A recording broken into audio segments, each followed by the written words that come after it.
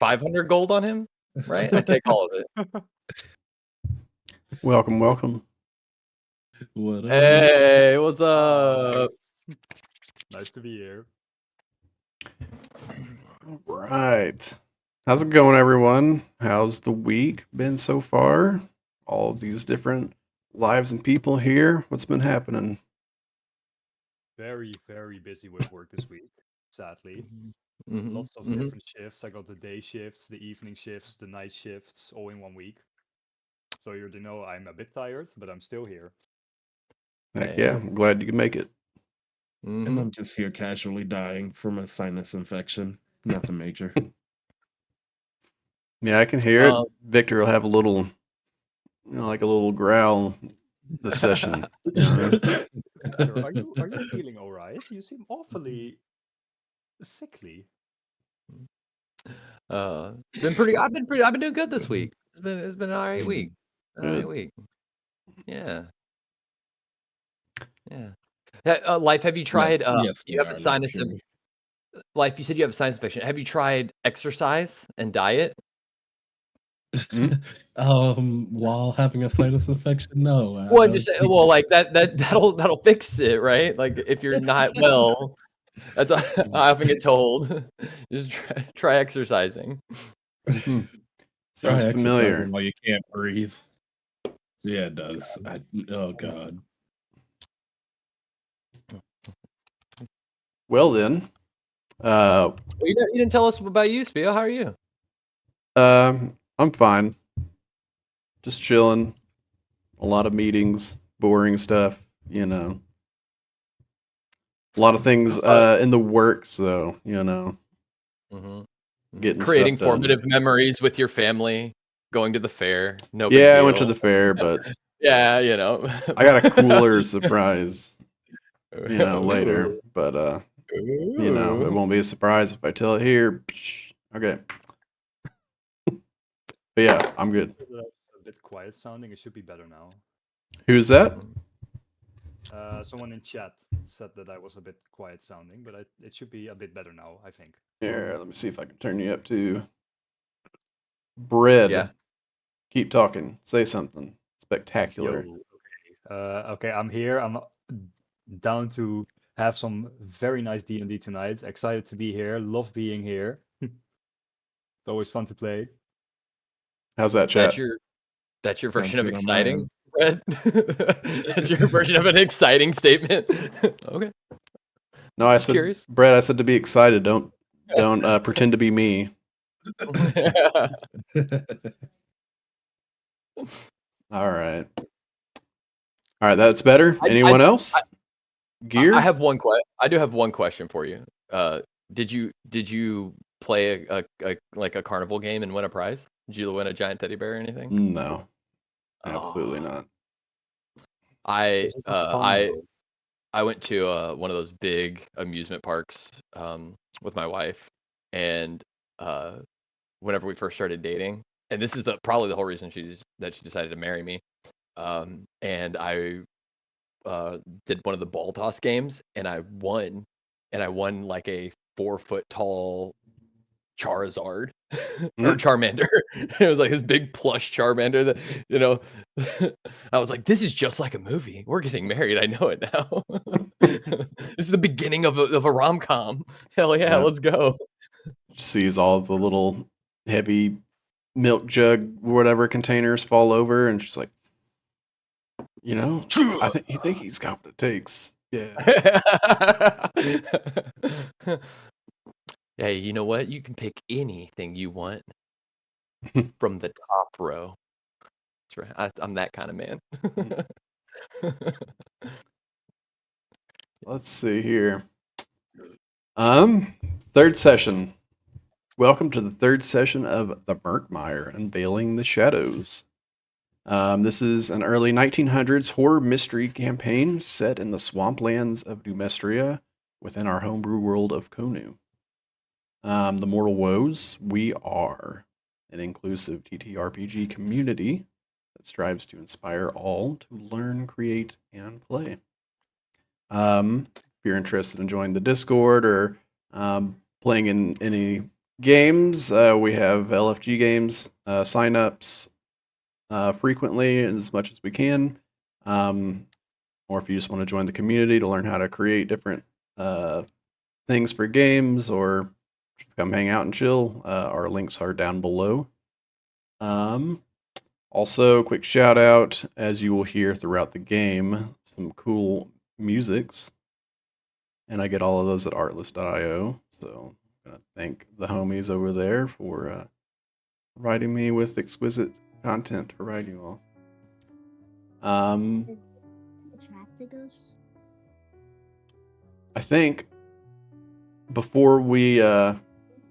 change moods here and dive into something that could potentially be nitty gritty and uncomfortable, let's just go around the room and pick someone and say something nice about them. Aw, that's sweet.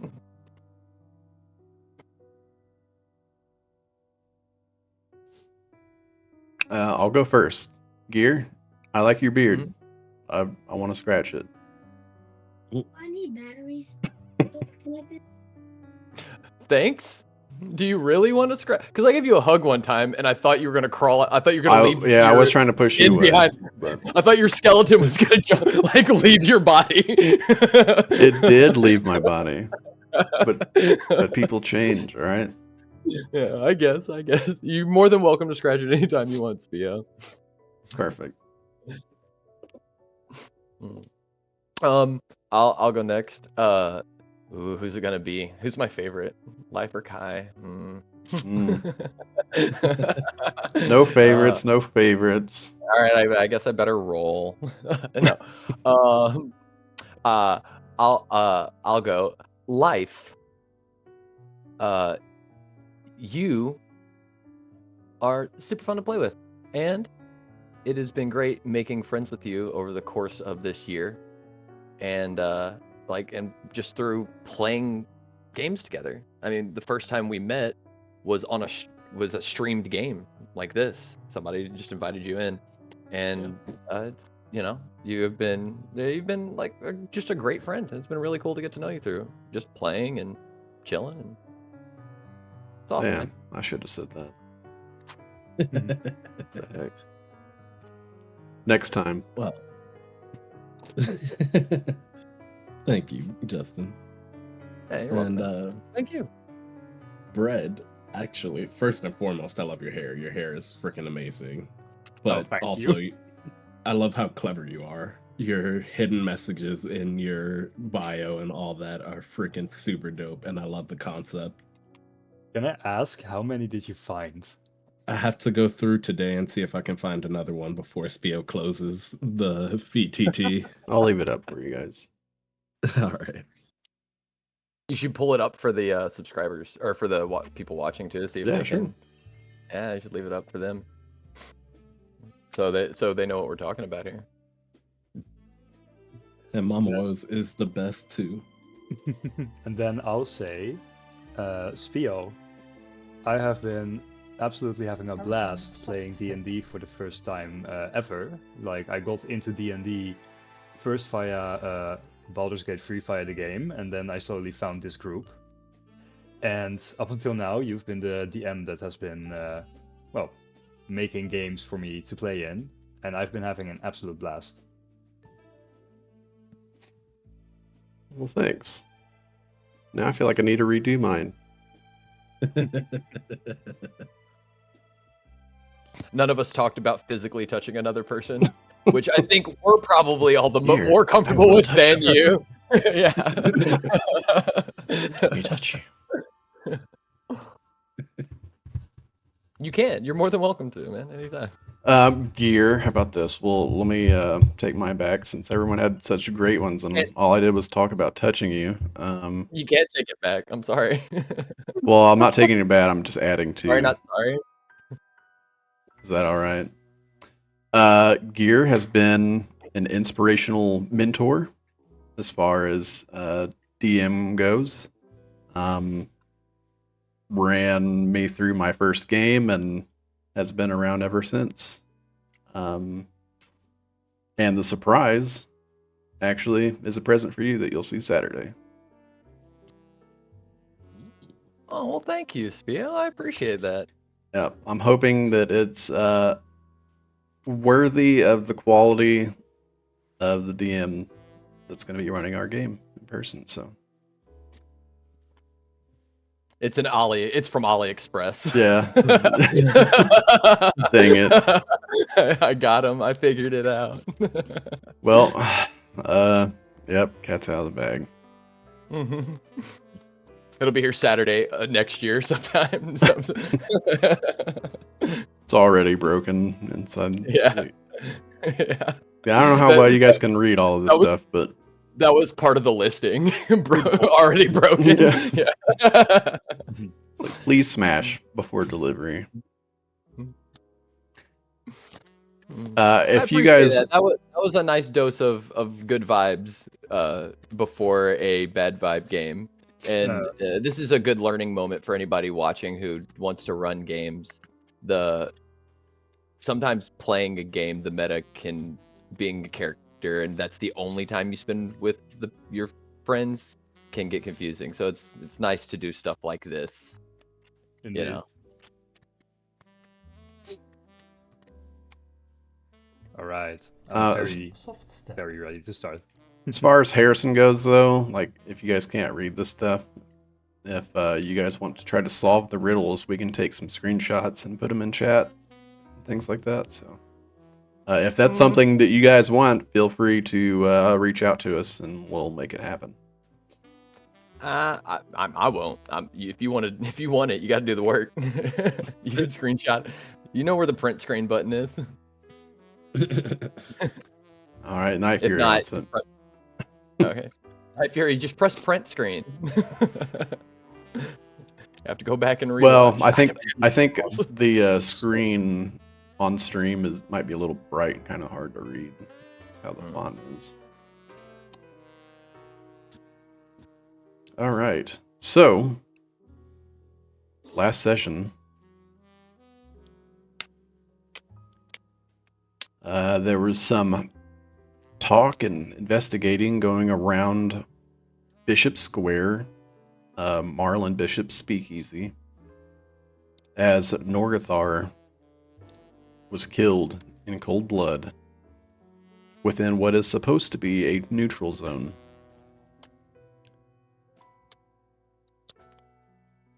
Harrison made his way, politely interrogating people around the room, along with Honorace and Marlin, and you guys discovered that everything seems to be pointing towards the Reapers.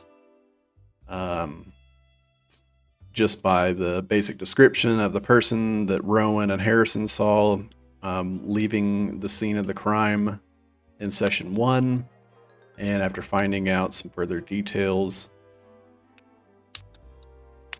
Honorace meeting another figure, James, at the bar that is apparently a part of the Good Boys.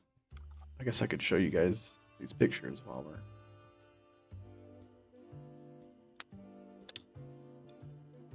Honorace.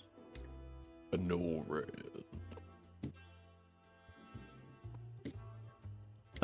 Good Boys, which is the rival gang of the Reapers.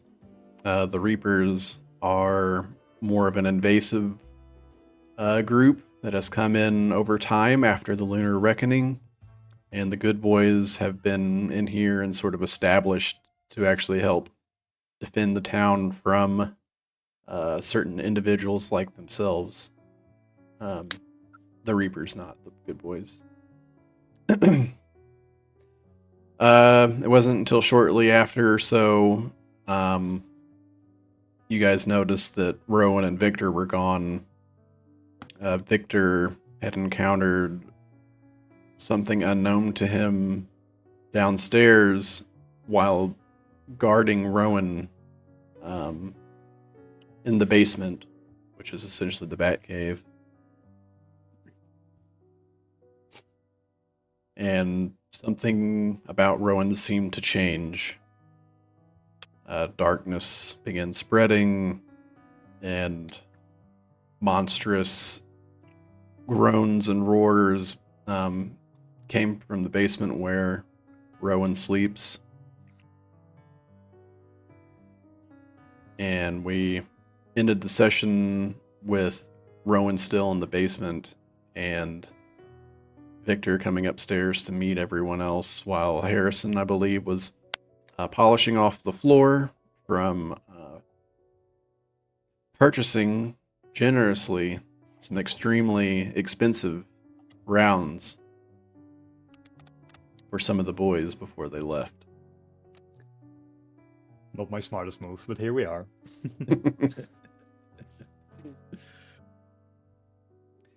So, given this, we can. Would you guys like to either start where we left off, or would you guys like to kind of jump ahead to the beginning of the next day? I'll let you guys kind of decide that. If you want to use this time during what would be considered the night, to go and do some work that you would prefer to do during that time, or would you guys like to kind of jump ahead possibly to what would be, I guess, normal business hours for other things? I think with the missing elements, it might be better to skip ahead a bit. Yes, I agree. Yeah, I'm comfortable with that. Sounds good. Okay.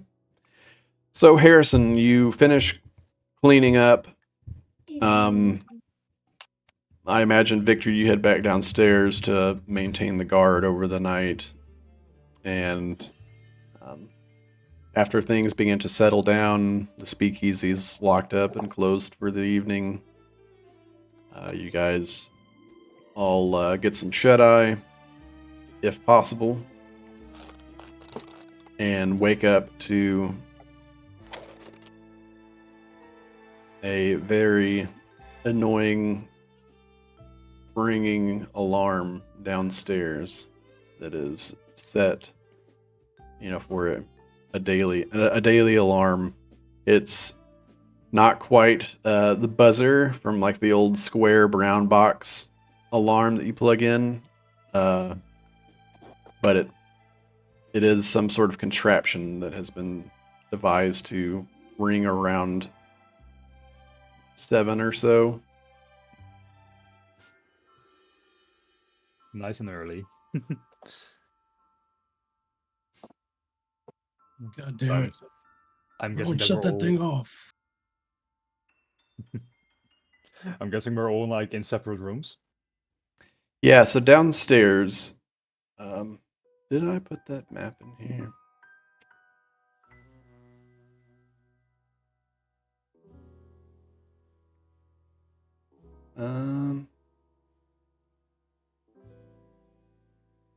No, I didn't. Because I didn't really like it, I don't think. So yeah, in the basement, as you look around, or that you are familiar and know, there's just like a series of stations around the room. You guys kind of have your own little section also, with several bunks, like an open bay almost that has several bunks. And then there's also a set of private quarters for each of you guys, depending on, just how you're feeling or what you want to do. There's plenty of space down there. There's also like a bullet casing reload station.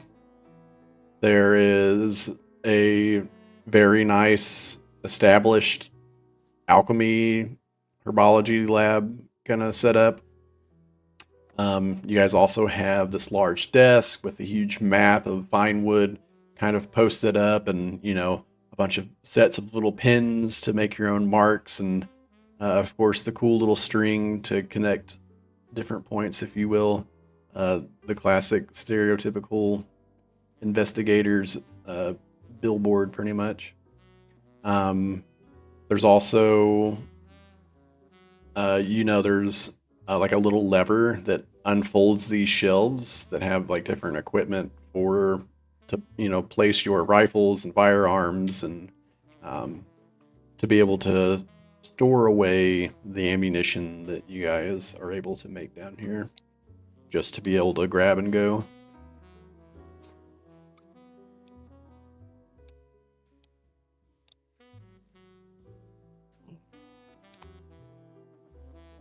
Alright, well, as I'm currently waking up, I'm going to just do some stretches, do some exercises.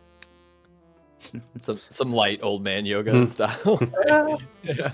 Well, if you'll look over at me, you'll see that I'm currently in a seated right angle straddle pose. So like both my legs like almost in like a split. Just stretching with my back slowly like going down towards the floor. Oh yeah. Yeah, go ahead and make a Constitution save for me. See if you pull anything. Not an athletics check? Oh god, straight to the con save. Oh no. Right, Constitution save or Constitution throw. Oh Oh my God. No. That's Great, hilarious. Of the course. joke writes itself. Pull a muscle. Yeah, Harrison, you pull a muscle. You go and you stretch, and you do this almost every day, kind of. Sometimes a little bit less, sometimes a little bit more. Depending on the arthritis setting in, kind of deal. And yeah, you stretch a little bit too much, and you feel something knot up in the bottom of your leg. Oof. Yeah, you pulled one of your hamstrings. So until you kind of heal up a bit, you have -5 to your movement speed. Oh. Okay. As Rough. you kind of limp around when you take off in a full sprint.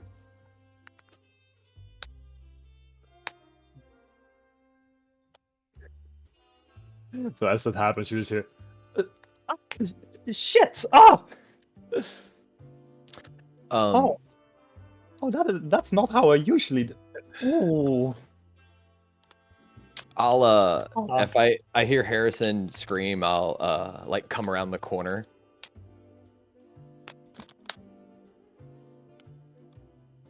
You see me clutching my leg. Harrison, what the hell, man? Are you all right? What happened? I was doing my daily exercises, but I think I pulled a muscle. Right. Oh, this hurts way more than I. This is definitely going to take a while to get better. Okay. This is I not was- a good I way was- to start my day. I was afraid that an assassin had infiltrated our secret bunker and was murdering you in your sleep. You do like to instantly go to the best scenarios, don't you? No, I was just trying to wake up and and get my exercise in. It didn't go well. Well, would you like something for that? Do you have anything for it? Yeah, Because I think if I think so, I could. yes. I think I could whip something up. All right, on a scale of 1 to 10, how bad does it hurt? Solid 7. A 7? Shit, for real? Oh my god, is your bone broken? No, I think one of my muscles is just really. Like on a scale of 1 to 10 of all the times you've been hurt, 70% of the times of the pain you can remember is not as bad as this. It's definitely hurting right now. Yes. Holy shit, man. All right. Okay. I mean, insight check. I'm going to insight check I'd like or a medicine check. Yeah, go ahead and do Just a see how medicine bad he's check. hurt. Cause like I don't know, like a 7's like being stabbed in the shoulder, and a 10 is like being stabbed in the heart, right? Oh, You know. so where are you at, Harrison? Harrison, have you gotten up, or are you just like still laying on the floor? I'm still clutching my leg. Oh Just, yeah, like, okay. Yeah, make a like, medicine check. Oh great shit! start. Great start to my day. All right, 15. A 15. Yeah, as he's like still clutching the back of his leg, you can see the knotted up tissue as he is like actively having a Charlie horse in his hamstring. Oh, it's just a Charlie horse. It's not releasing at the moment. Wait, but that's okay because that means the tissues aren't ripped and or disconnected from your ligaments and or bone, that's a good thing, Harrison. Hold on. This should help. And Oh, I'll yes. fucking grab it and push my thumb into the middle of it. And start fucking working blood through it. And triggering other neurons and stuff in it, so it fucking. Yeah, Harrison, I'm sure your pain spikes up at least another one or so before 5 or 10 seconds of kind of smoothing out the knot. Some of that pain begins to subside. You thought having a Charlie horse was a 7. You're gonna think the cure for a Charlie horse is a fucking 14. I'm gonna think what Rowan's doing to me right now is definitely just like more than a 7. Yeah. Oh, I can feel it myself. Oh my god. So Victor just like wakes up and sees this going. Yeah. After last night too, you see me over top of Harrison on the ground and he's screaming bloody murder. I'm screaming in pain right now, like while trying to like move away, and he's like grabbing my leg. Yeah, that's probably what he's seeing right now. What are you doing? And I run over and like boot check freaking Rowan off of him. What the hell are you doing? I choose to fail every I just get kicked. Rowan goes rolling off, and you just see Harrison continually like grabbing his leg. I think it's going down again, guys. It's better. It's way better. Yes. Can we go now? You did really good, Rowan.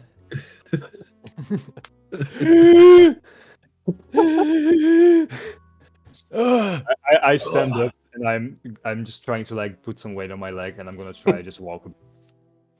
Oh man, in my step right now, but I'm going to make my way over to where Rowan fell down. I'm gonna help him up. Oh, okay. Oh, Rowan. Oh, that's a 2. Now. That's a 2. Sorry, it looked like you were trying to murder him, Rowan. Murder him? What the? If I wanted to murder him, why would I do it while he was awake? And you were in the room. Hey, That's people do stupid things sometimes. But enough about me. How are you doing, Rowan? I heard a little bit about what was happening downstairs. How are you doing?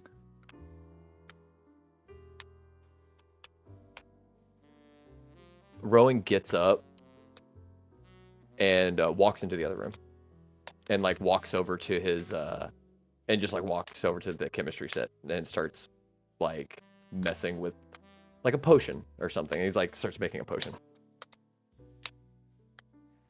Just ignores me, or? Mm-hmm. All right. How are you doing, Victor? A lot better now that I know you're not dead.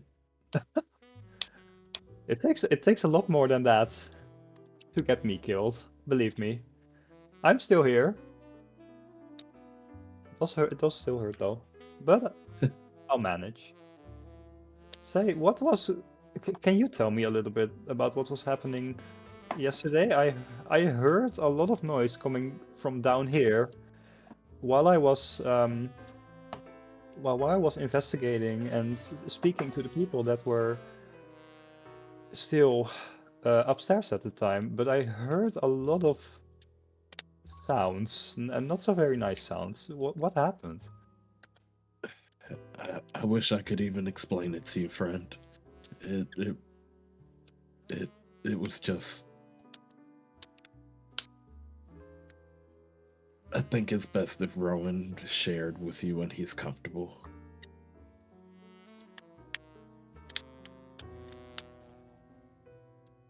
That seems fair. I just want to make sure that he's all right. I don't, we've been working together for a bit, and I like the group that we have set up. So I don't really want something to happen to him. I understand your point. Let's just say I think he can handle himself if he needs to. I hope you're right. I really do. Speaking about handling, Have we ever been in a combat situation together? Not yet. I don't think in a combat situation. Have we? I think for the sake of having the element of the unknown, most of your guys' cases that you've done have been non-violent. Right, so okay.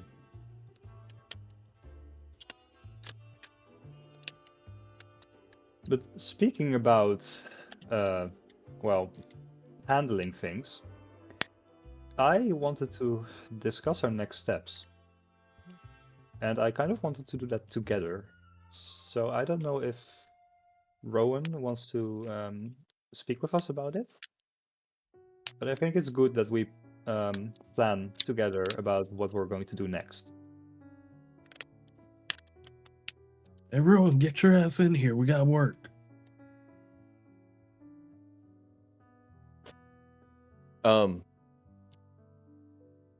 I'm busy, and that's the bedroom.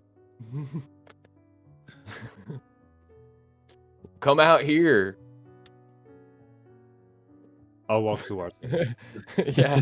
Hey, get I'll- dressed. Yeah. I'm the only one ready.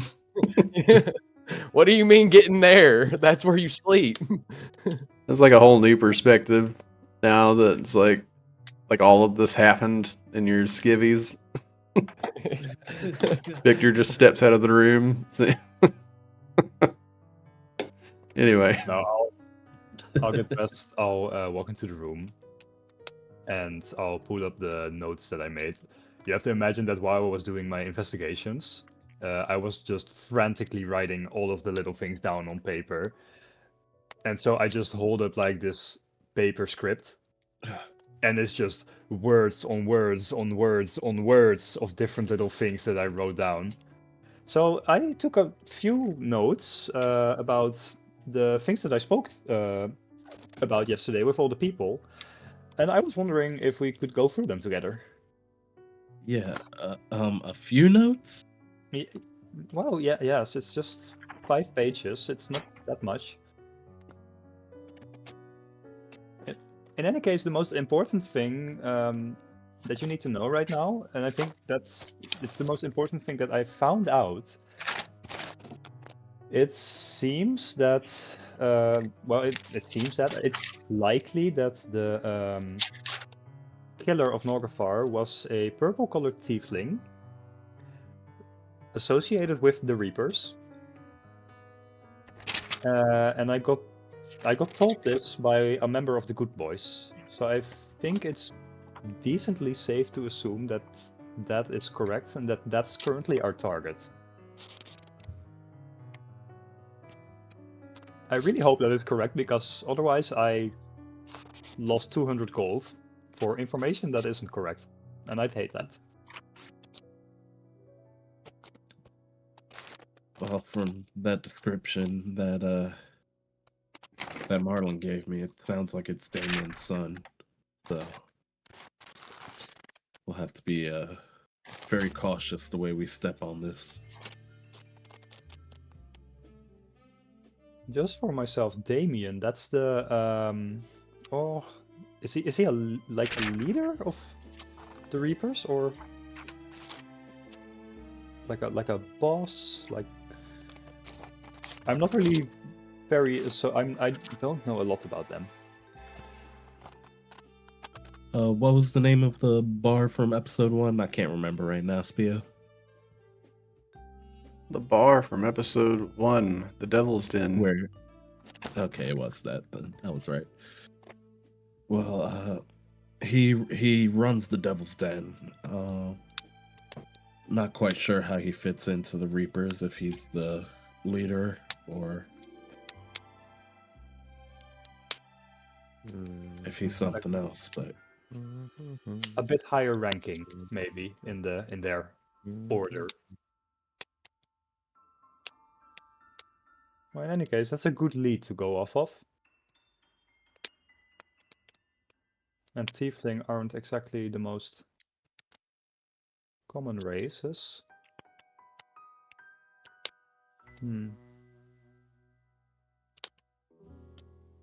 I am thinking about so many possibilities about how we're going to handle this.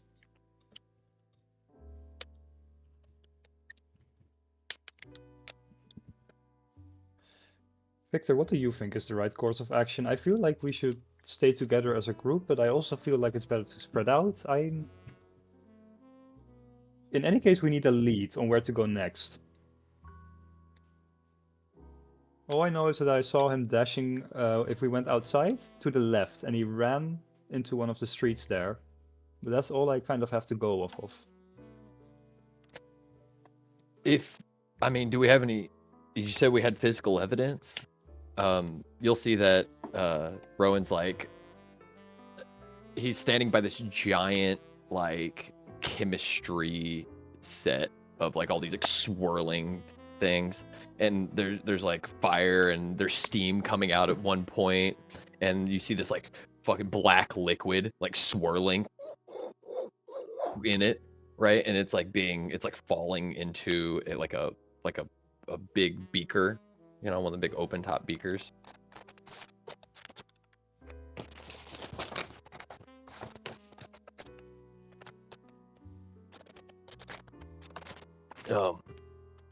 He'll take the beaker, right? I'll grab a leather glove, right? And grab the beaker of the extremely hot liquid, and then I'll go to little vials, and I'll pull out one. It's like this, it's like chunky, crystalline, yellowish, kind of these like large, chunky, yellowish crystals, and I'll pull out the cork. And I'll drop 2 of them in there. Watch it slowly dissolve. I'll set down the glass stirring rod into a sanitary bin to be sanitized later, and close like a little door to keep it isolated. And I'll walk over. I could figure out maybe the contents of the ammunition, the amount of powder, what kind of powder it was. This stuff's all bespoke, right?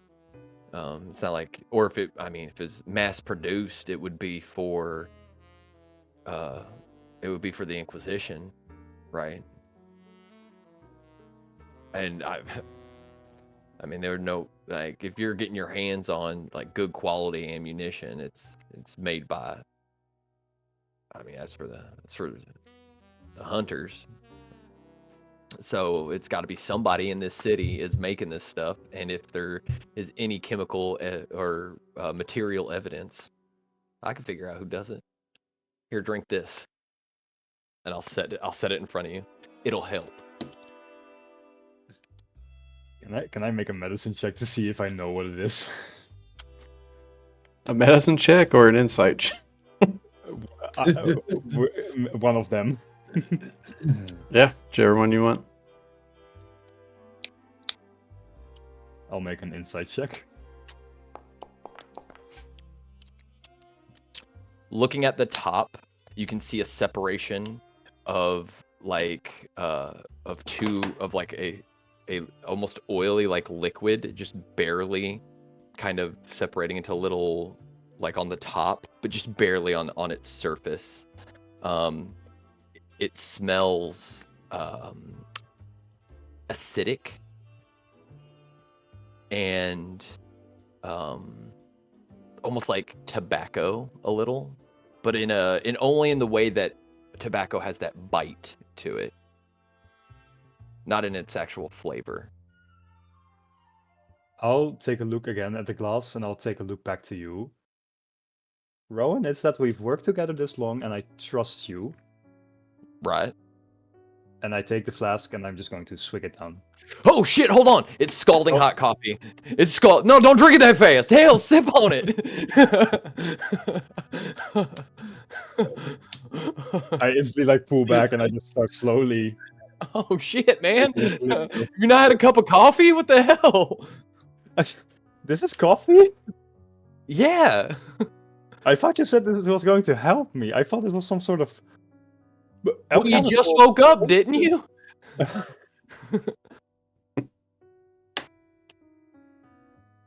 Would you like a glass?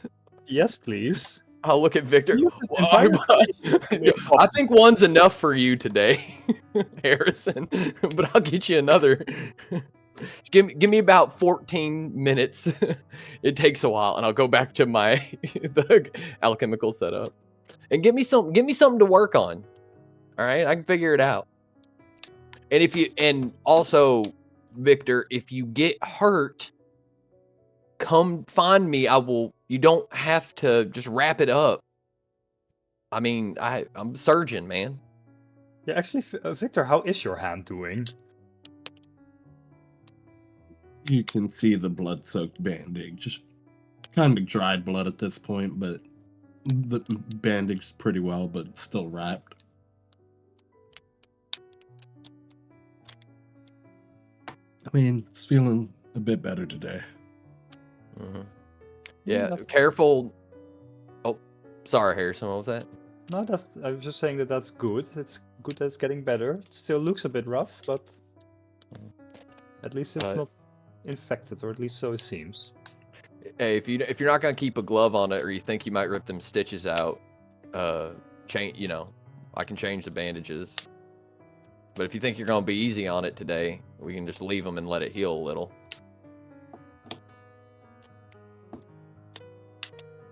We'll leave it be for now. If it Yeah, I starts figured. bothering me, I'll let you know. Uh-huh. I do Sure. have something from you that I took from Marlin, by the way. And I flick over the shell casing that I snatched out of Marlin's hand. I'll like duck. What the? Oh shit!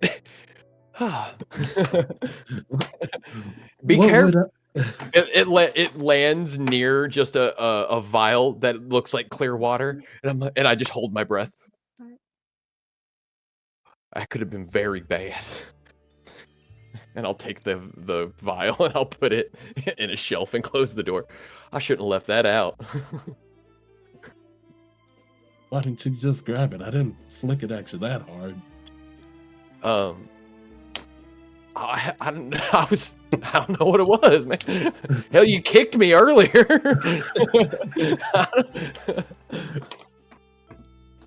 Well, when someone's screaming in pain and you see someone on top of them, you gotta assume the worst. You're probably right. You're probably right. But that's not how I'd kill you, Harrison, just so you know. I'd poison you. Oh, that's very reassuring. Just as I got a drink from you. That's very nice to know. You're finishing off the coffee. Yeah. I like finished the last swig and I just look back at you with like big eyes like, Yeah, it'd be too Okay. easy, man. I know you'd never do that. And I just kind of look away a little bit, like, Well, I mean, I don't have a reason to, that's for sure. I can't think of any reason I would, but I wouldn't say never. No, that's again very reassuring. Thank you, Rowan. I'll keep that in mind. So, DM, just a quick question. When I saw the tiefling leave, I'm gonna pull up the map here. For the first ones. I saw the Which tiefling might be leave wooden. towards The one I came with? where It's again? not. Towards the left. Isn't I, like if we walk outside, we went to the left, and then if I look on the map, it's kind of like Yeah, they're heading north on, I believe it was Moonlight Boulevard. Does it reach the back? Moonlight Boulevard.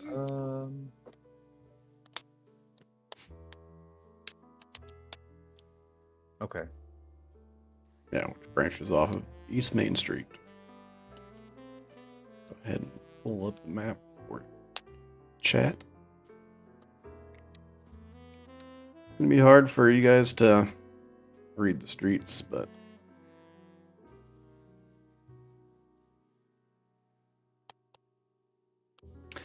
yeah, so Bishop Square is 5, and they kind of ran around the corner here and then started heading up this way. Right. Well, finding her would be like finding a needle in a haystack. This is going to be difficult. Yeah, I'd imagine so. It's an assassin. Yeah, well, fair enough. What if Not a I very good instantly one if they've been seen. Well, but Well- you don't know where to start, and his target's dead. You guys did get information last session about potentially who it was, because there were only 3 tieflings in Bishop Square at the time, and after the murder, one was gone. And I believe it was revealed to you that it was the tiefling had a bluish hue to the skin. And Victor, you only know of one tiefling that has that color skin, which was the son of Damon. It's a him. Okay. So, here's my question. We find out who did it.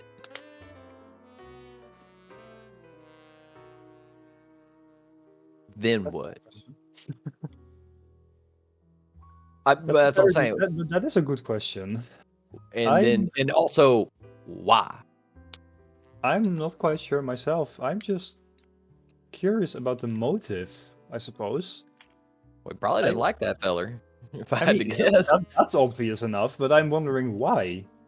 You know, we're awfully concerned with the person who did it, but not the Sure. person who it was done to.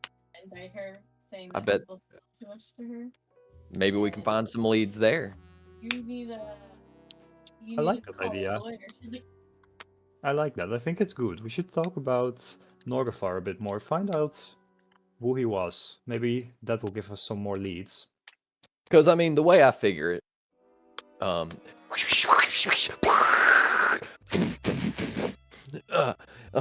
using all this like crazy equipment to make a cup of coffee. You know, somebody ought to invent something smaller than this, you know? Anyway. So, way I figure it, let's say it was the rival gang, they did something in territory they weren't supposed to, and we bring a war down upon them, but we don't even know if they had just cause. Hell, what if killing Norgathar was somehow protecting one of us? You know, Should've but been handled elsewhere. This isn't the place for that. I Also, do. that is Hey, what I was going to say as well. I don't disagree. If it were but what if Norgathar had planned on killing one of us in this place? Okay, but now we're thinking in ifs. True. But what we're also thinking is, we're also thinking that the only answer is they killed them for the worst intentions, in the worst, when they weren't supposed to, and in the worst way, whoever they are. I think you should investigate Norcathar. Maybe find out what the motive was, and I'll find out. I'll flick the shell up. How it, and maybe we can get some more leads. And I do you, agree with you I'll there. point, yeah, and I'll point to Victor. And you, don't go running into rival gang territory alone like some sort of desperado, and start shooting up the place, causing a gang war. Whenever our entire kind of vibe here is we are a neutral ground, and we don't resort to rash action and violence. Don't worry, if I'm shooting, it's at a distance, and I've sling my rifle across my back. That's what I'm worried. See, that's what I'm worried about right there. Yeah, that's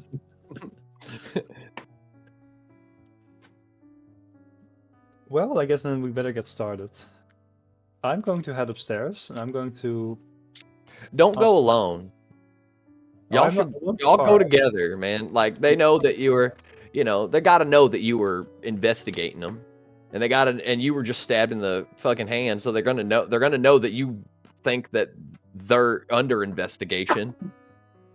They already want you kind of dead, right? And they don't want you to figure out who it was, especially if it was this boy's son or this man's son.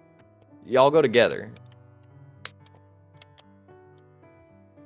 I do agree, but I still do think I can at least go upstairs. But if I do decide to go out, we'll go together. Mm-hmm. And if you think you're going to be running or anything, here, take these with you. It's electrolyte water. Just salty water. It's I- just salty water. Just water and It's just salty water. Thank You you. can drink I'll- that, and I'll- it'll help out with your Charlie horse. Thank you. And I'm going to head upstairs.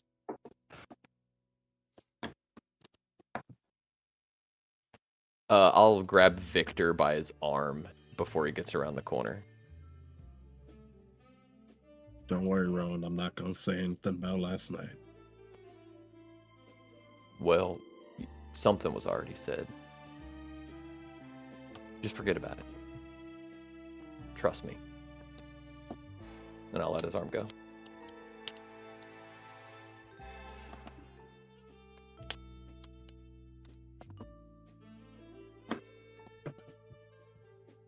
All right. You guys make your way up top. Yep. I'll stay down and I'll start working on forensics after I finish that cup of coffee.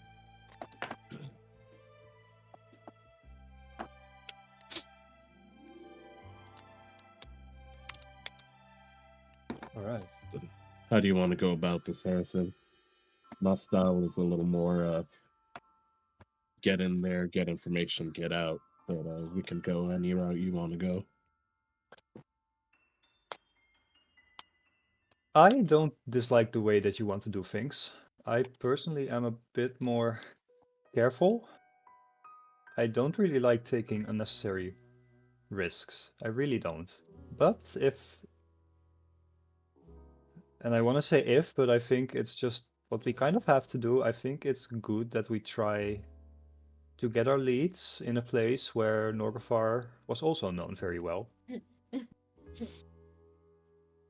So I think we should try that. But first we have to find out where such a place could be.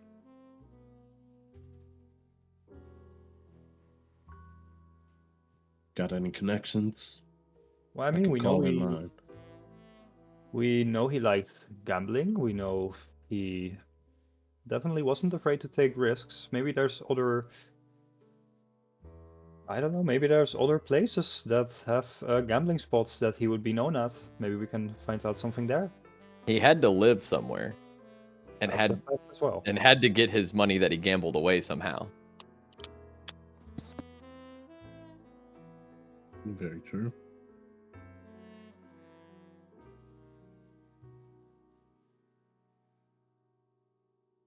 Where do you think he lives and/or works? What do you guys like to do? Yeah, like make a It- history check to see if in a casual passing conversation that he brought it up at some point, like normal people do when you're hanging out at a bar. uh, is Louise still here? She was a human that was also sitting at the poker table at the time. The only people you see here are Bobo, Marlin, and yeah, they're just kind of upstairs preparing things, um, getting things ready for the evening. You know, cleaning up a little bit extra, kind of awaiting any further potential questioning or anything from outsiders. And I imagine Marlin like probably with a clipboard unloading a carriage of stuff in the back, you know. yeah, Marlin's definitely doing like all of the heavy lifting, while Bobo's doing like the checking off. Fair enough. I'll walk over to Bobo. And I'll greet him and I go, "Good morning, Bobo. Nice to see you again." Hello, Harrison. What can I do for you today? Well, I will just cut straight to the chase. We have a lead regarding Norgafar's murder. Or at least we think we do. But I do still need more info about him in general, and I was wondering if you could help us with that. Do you happen to know anything more about him? Maybe his occupation, what he did in his free time, any information about him is welcome.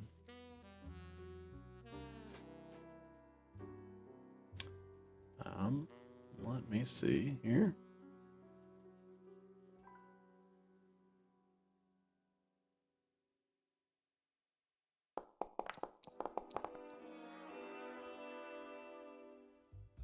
Well, I couldn't really say much about his profession or what he does, but sometimes before coming in, I have noticed that he sometimes brings in a food or some trash from a vendor that he pays patron to. Are you familiar with Curly's in the South Burbs? Curly's? Yes, I believe it is a barbecue vendor.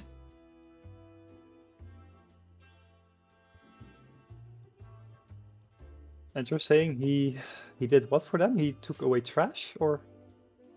Looks like he'd bring in food from there sometimes. We bring in food. Okay. I haven't heard of the place, but it's a start. I suppose that's a good location then to maybe try and see if we can get anything else. Oh, I'm ready to head out whenever you are. Although we should probably let Rowan know beforehand. I think Rowan mentioned I'll stay here while you guys go investigate. So it's okay if you guys don't have to come all the way back downstairs and have a scene to tell me that you're leaving. No, that's fine. Yeah. I mean we can do that. Bye, But dear. I'm kind of in it to watch you guys for a second run your scene. All right. Hey, Marlon, if Rowan comes looking for us, we're heading to Curly's.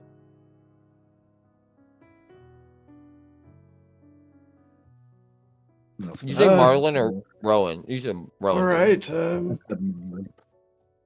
If we'll be here. You You know All right, how Victor, you then said let's if go I there. charge it back into Let's the, try our best and find PlayStation, anything we I can. could do something? Said I need a charger controller. I'll grab my jacket and I'll. I I'll suppose that we're do gonna some head research out together. about it, bud. Okay. But I'm a little busy right now. So, but you told me that if I charge it, I can use it. Hmm. I probably have not been to that place before. I wouldn't. But So I suppose, Bobo would relay that. Let me find not the DM's map. Let's see. Oh, there it is. So, Bobo kind of gives you guys a little information, and tells you that the one vendor that he's familiar with is would be on the eastern side of Steel Row, down in the South Burbs, near most of the large factories and mills.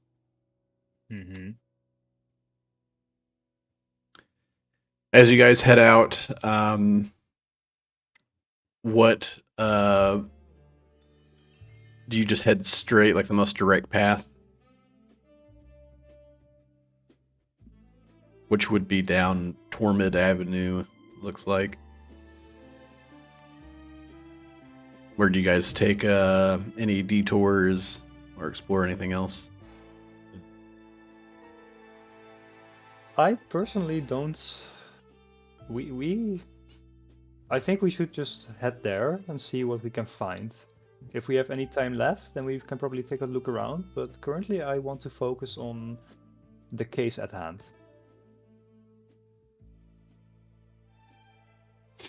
Okay. Sounds good by me. So you Alright, guys then we'll head that way. Okay. So you make your way down Tormid Avenue. This long stretch of like old cobblestone streets. You hear the clatter of horse-drawn carriages as they kind of navigate through the busy avenues. As you make your way outside, by the way, and you notice that your daylight is essentially the sunset or twilight. And that's the brightest that it ever gets in this world at the moment, or at least that you're aware of. So as you leave the door, you check out, you look at the horizon between the buildings where you can see looking out over Vinewood, and you see like the deep hues of like dark orange and reds that kind of barely glow over the horizon, and you continue your way south along Tormid. Initially, the air is thick with the scent of like sweet aroma of fresh baked goods as you're traveling all along the way, and as you go deeper and deeper down into the South Burbs, it slowly shifts from sweet baked goods and different foods of the community coming alive and awakening to the scent of thick coal smoke. Stroll further. Oh, go ahead. So as we're walking, I just want to speak to Victor a little bit. Victor, you said that you were at the Devil's Den, right? Yeah, I was picking up some jobs for us. Yes, I was meaning to ask you. The Devil's Den is associated with the Reapers, right? Absolutely. Right. So then, wouldn't this mark you as a bit of a target that we're currently kind of working against them as well? It just seems kind of double-sided to me. Just being very honest here. It just seems a bit double-sided that we're taking jobs from them right now, or at least you went there, and now we're also working on a case with the main culprit right now seeming to be one of them. My gun goes to the highest bidder. That's all you need to worry about. I see. I see. Yeah, that's the right reason, I suppose. In any case, I just would like for us to be reasonably safe while we're doing this investigation. I don't want to take any... I wouldn't like there to be too much danger involved. If it's not necessary, of course. Don't worry. As I kind of lift my collar and cover my face with the collar of my coat, most people won't really notice me. I see. Now keep walking with him towards Curly's barbecue. Okay. Yeah, as you continue along, the storefronts go from polished windows and like Art Deco signage and nicer buildings to eventually fading into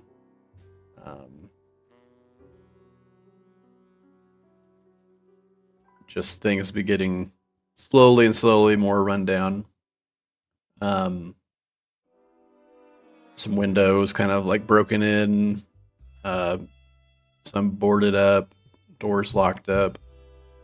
You pass along, see some of the street lamps kind of flickering on and off as you go through. Sort of this eerie, like orange amber glow along the pavement.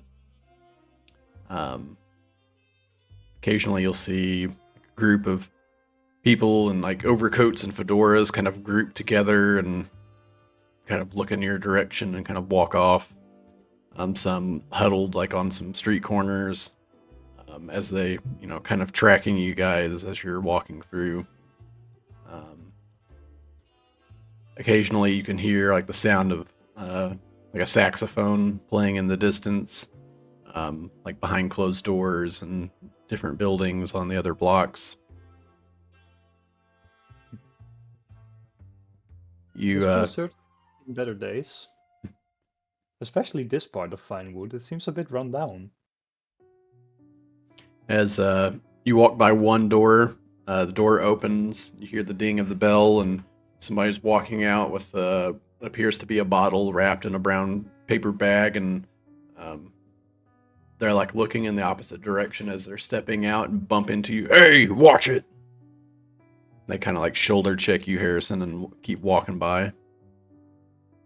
Oh, excuse me. Didn't mean to do that. And I'll just keep walking. No, you shouldn't be so soft on these people. There's no point in getting into a useless argument with someone like him. In any case, I just want to focus on the thing at hand right now, and I do not really want any unnecessary distractions.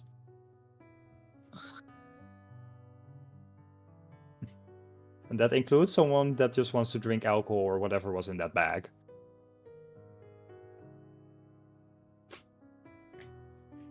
And I just look straight ahead and I just keep on walking again. About a good 30 to 40 minute walk, and you guys find yourselves at the intersection of Tormid and Steel Row, and you look to the left towards the east, and you see this short, stocky human kind of shuffling around in this like giant metallic box that has a little kind of awning tent thing that kind of hangs over with a few open trays and a smoker next to it, like perpendicular to the stand that he has displayed out. Get your Curly's barbecue over here. Curly's barbecue. Oh, I love that voice.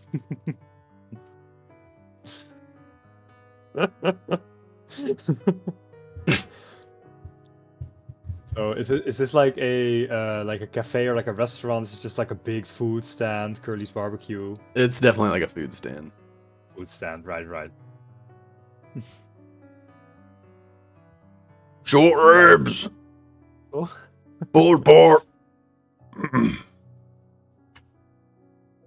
How much for pulled pork with a side of information? What? Pulled pork's $5.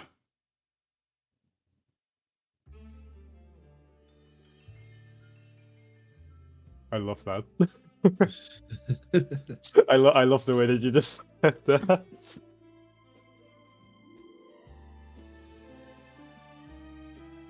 Ribs says are that I- 15. Spio's literally like looking up a menu at his like local for pricing right now. I mean, Curly's Barbecue is an actual place in Jackson, so. Oh, very nice.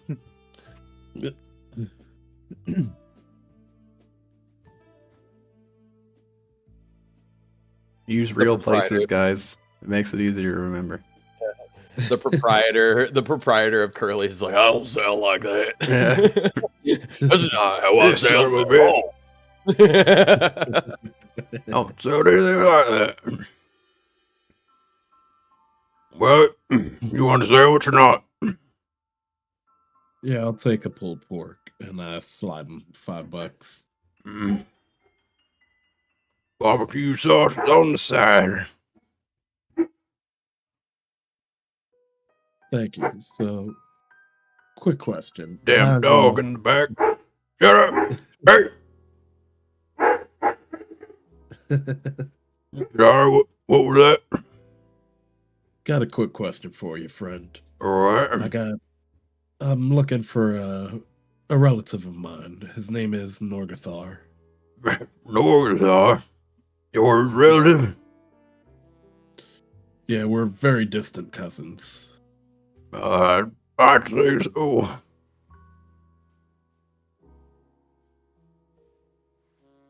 Well, what do you want? You know where he might be this time of day? Well, he's usually asleep.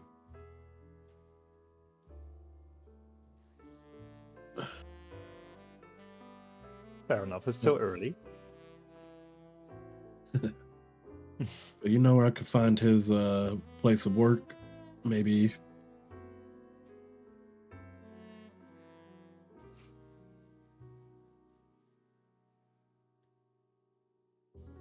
I slide him another $5. Oh, well. Place of work. Yeah, he works just right around the corner over there. And he points over towards, oops, wrong page. Forge. He works over there with Brighton Textiles. He lives just right down the street, though. See him come out all the time, come straight to my stand almost every morning.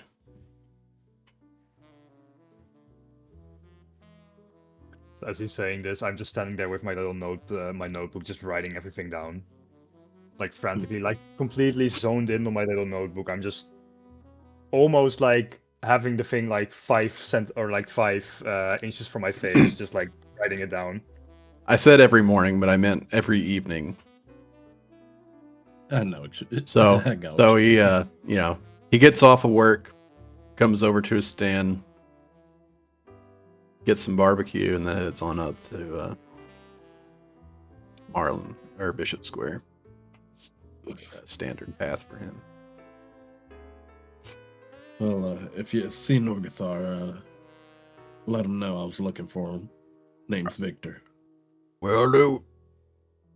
Thanks for the tip, Victor. What about you? You want any barbecue? Oh, me? No, thank you. I'm not really a big meat eater, so I'll pass. But thank you, though. I'm sure they got slaw, Harrison.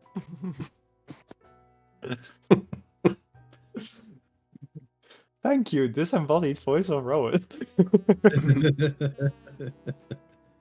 What was that? I mean, sure, yeah. You definitely see like a container of like diced cabbage and some sort of some mayonnaise and a mayonnaise-based dressing. Good old animal fats mixed with egg white or mixed with egg yolk, whipped. Actually, no, wait. I don't. Ooh, I don't have money on me. I just. What do you give- want, I Harrison? just give Victor like a really sad look, like, please. As you definitely hear this. Yeah. Honores. As yeah, as Honores is living inside of Harrison's stomach. Victor, would you mind helping me out here? I could use a little bit of food. Go ahead and order what you want. I'll pay for it. I'll pay. Could I just get like a big bowl of the coleslaw you have over there? That's $2. Fine by me. And I just kind of look at Victor. It's a Just pretty healthy staring at him. portion of coleslaw. There you go, boss.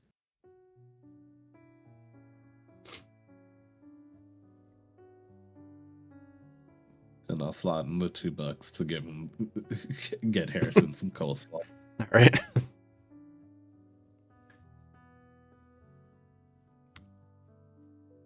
I take it and I just go, thank you so much. And thank you as well, by the way. It looks delicious. I'll enjoy every last bit of this. Mm. I'm just kind of laying it on a little bit too much. Were you saying that to Victor or to I Curly? was saying that. Yeah, I was saying that to Curly. Yeah, I was laying it okay, on- smart ass. Oh no, I promise you he'll eat every bite. As I crack my knuckles. I just A ignored it. bloody a good- wrap on your hand. I'll just Starts to completely ignore bleed. the moment, and I'll just like turn around, just start eating, like revising my notes again. And Rowan was like, if you're gonna get your hands dirty, I can rewrap that. No, it'll be fine. First thing he does is cover it in like grease and meat from a street vendor, and then break his stitches open. That's what you're supposed to do, completely right? fine. Yeah, exactly. Exactly. That's fine. Don't worry about it. But as he made that comment, I'll just completely ignore it, just turn around, start walking again, and I'll just look over at Victor. Shall we go then? Yeah, let's head to this textile place. Seems like a plan to me. You guys begin to head in that direction, and we'll pan over to Rowan.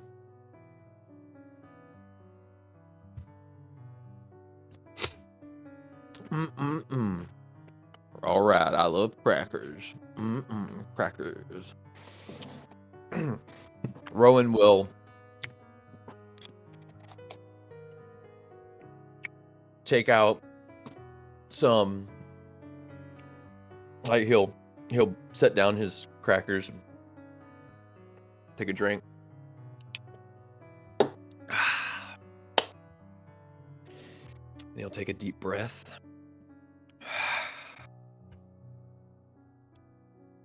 And he'll reach over and pull out like this it's kind of like strange device, like clockwork, all these wheels and cogs.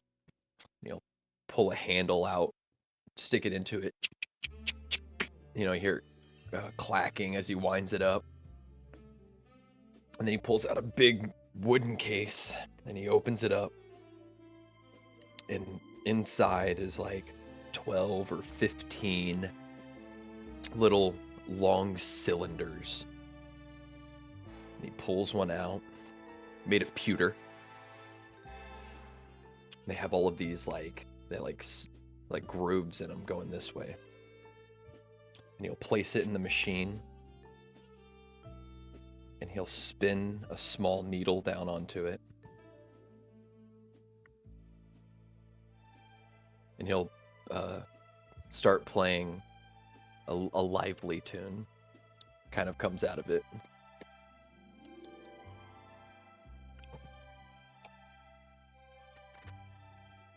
And then he'll hold his arms out in a T pose and look down at the ground.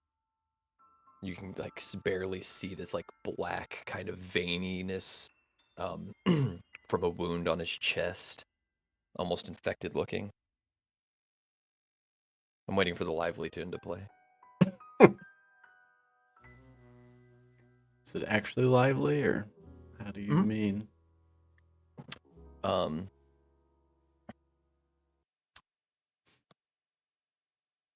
A straight bop, son. Nothing crazy. Straight about to say. bop. Mm-hmm. No, that's a chase scene. How about this? And you see his fingers almost twitch a little. Kind of, his head's ticking.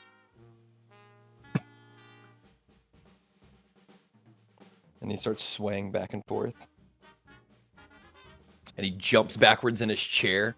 And he rolls across the room. And he like lands at his desk. And he smacks down like a utensil. And he catches it. And he pulls out like some lenses. And he puts it down in front of his, he takes out the shell casing.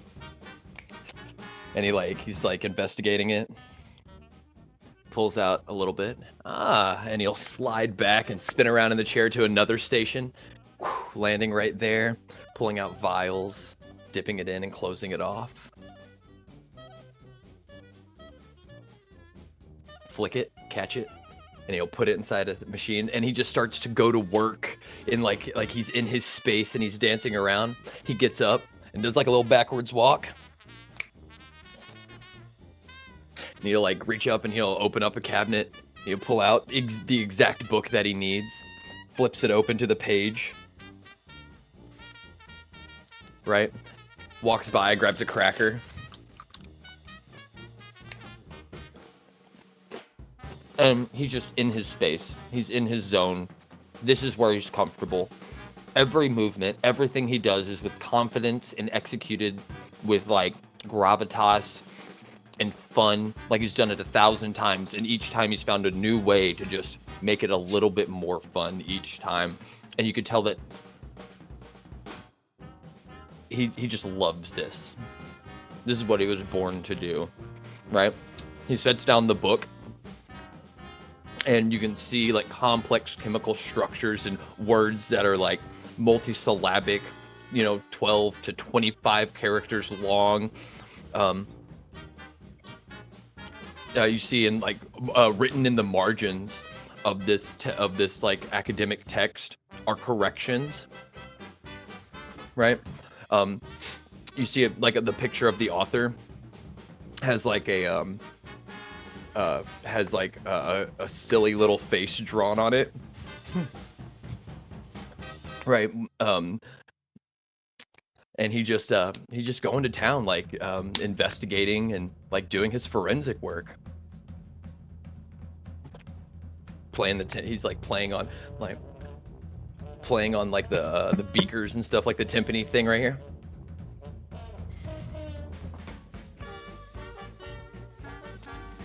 Flips down a face shield at one point as he's like, like starts like a torch. Yeah. Mm-hmm. Yep, and it's just Rowan just jamming and just going to town, Nice. Mm-hmm. Is there anything specific that Gear is trying to create at this moment? I think you have a couple of options, correct? Mm-hmm. So I'm gonna, he'll kind of in one station he will have started to replenish the potion that he used. Okay. And there's like a vitae of corruption, I believe, or a vitae of purification. What did it do exactly? So it might help. It removed a level of corruption. Oh, okay. The foam of No. Tincture of sobriety. The tincture of sobriety. Yeah, so he'll get that going. And then I will be investigating the one piece of evidence that the master detective has given me. Yeah. Which is the shell shell. casing of the round, correct? Mm-hmm. Okay. Yeah. So I'll try to find the powder that's in it and give it a chemical breakdown. I'll look over the shell casing at like any of the markings that are on it, things like that. Okay. Yada yada yada yada yada yo. This reminds me of Cantina, Star Wars. A little bit, yeah. This is a bop.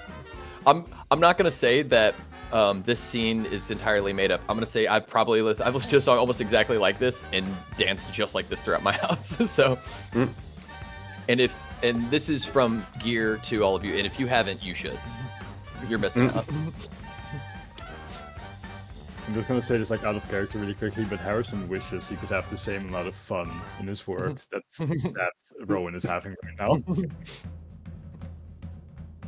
You can. I mean, he'll teach you how to spin a pencil around your thumb, and then say a quippy line during an investigation. When he said that, Go ahead and make a do 2 rolls for me. Do a Tinker's Tools and an Alchemist Supplies check. Looks like Okay. it's the same modifier in each one. But Yep. just do 2 rolls for me. Do one Okay. each. Awesome. So it'll be just modifier +2 for the proficiency, right? Is what we're looking at here. Or just +2 for the proficiency is what that would be. If there's no associated modifier, it'd be just +2. Straight roll +2.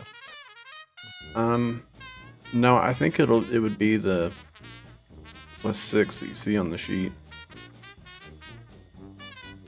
I don't see that on the sheet. What are we looking at here? On your skills, at the bottom, you see tools.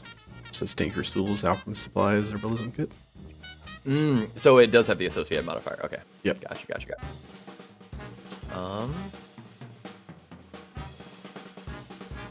Trying to pull up my character sheet. There we go. Yes. Okay, cool. Tinker's Tools. Alchemist Supplies.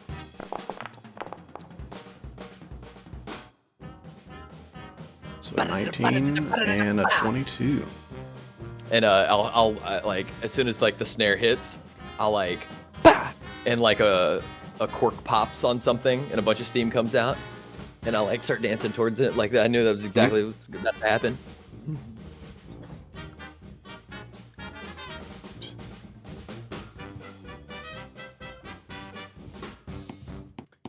So,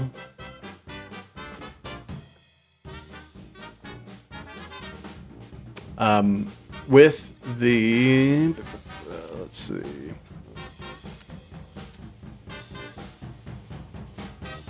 The Tinker's Tool check, again, you kind of go over it and you do see the like manually engraved sort of baker's mark, the classic Reaper symbol. You do see like the scythe engraved into it.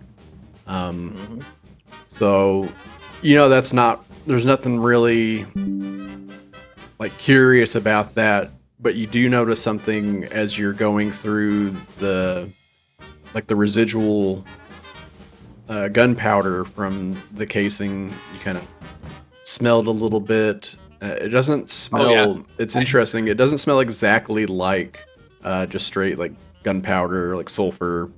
I'm an industrial era chemist, so obviously I taste everything. little dab on the tongue. There's something off about it. It reminds you of, I don't want to say nuclear, but something along the lines of that, something that you remember going over in your studies at the university, like a different form of energy source, and you remember the roots kind of go back towards what has been sort of lost over time, but you remember it being some sort of green type of ore. Got you. Yeah, we're talking about like an unstable element. Yeah. Yeah. Something that's higher on the periodic chart that hasn't been fully understood yet, since it kills everybody who tries to study it. And the only place that you would believe that would have access to anything like that for experimentation purposes would be up at Morgan's chemical plant. Interesting. So I'll as I'm going by, I'll take like a bit of the like a lipness paper that has like the like all of the chemical analysis just crudely on it, and I'll without any writing, and I'll pin it right next to the chemical plant, pink, on the board. And then I'll take the shell, and I'll like go over to my hand tools workstation, and I'll start pulling out like files and chisels, and and underneath like a big light lens, I'll just start lining them up. I'll like take out a piece of I'll tap the shell casing, taste it, smell it. What kind of metal is it? It would be something that resembles like brass. Yeah, pull out a bit of acid and rub it on there, and then rub the acid off with my finger, checking out like the discoloration of it and stuff. Okay, and then I'll go through some samples, and I'll pull out like we have casings. We have a reload station, so I'll mark a couple of the casings, the one that matches about, and then I'll start scoring the other shell casing with various tools and implements to find out what kind of chisel or stamp or file made the marking. It wouldn't have been cast like that. I mean, it would obviously have been, yeah, And so I try to find, looking for the tool and trying to match like, I mean, this is as much a smoking gun to a chemist and forensic investigator as anything else is. This is an actual smoking gun, and that's the tool you use to make the bullet. I mean, it's pretty crudely engraved. Oh, interesting. So it's almost like somebody just grabbed something and did it themselves. I'll go to the silverware drawer. Huh. And I start pulling out forks and spoons and knives and I'm butter knife and a steak knife, and I'm marking, and I'm trying to find. Huh. I'll take off a cufflink. I'll use that. I'll take the back of I'll take a brooch, right? Or one of those clasp styles, and I'll see if that does it. Huh. I'll look for residue of the tool left behind if it was softer or harder than the shell casing. I'll stuff like that, right? Let's see. What check should we do here? Do you have a check in mind that you would like to incorporate? If not, I'll look for one here. I would do. I think maybe a Tinker's Tools, probably, right? Or yeah, I'm using all of the, because Tinker's Tools are like all the tools that you use to kind of make things, right? So just kind of using those tools to try to match what would it. So I go for. So it's like, oh, it wasn't. I go over to the ammo loading station, right? and none of those tools match. So this wasn't done professionally. So then I start just going to things that are available to someone, hand tools that are available. I go dig through Victor's stuff, and I go get I reach under Victor's pillow and I grab the boot, like the serrated boot knife that he keeps under his pillow. Sorry, life. Does Victor keep a knife under his pillow? I guess he does now. Oh, he didn't? He didn't keep a knife under his pillow? All right. Well, then Rowan will go get the knife that he keeps under his pillow. And that's actually on my character sheet. Of course. Yes. I'll go get my knife then. I'll just have to remember to put it back. You guys don't sleep with your personal safety support knife? I guess I'll reveal something about my character. I go grab the knife that I keep under my pillow while I sleep. Just roll a d20 for me. Oops. That's D12. That's an 8. There's no... It doesn't look like there's any leftover residue, as if the object was... I guess softer than more brittle than the brass casing. I'll say with the 8, it doesn't look. It's almost like it was done with natural means. Interesting. And then make a history check for me. See if we can solidify something here. I'm gonna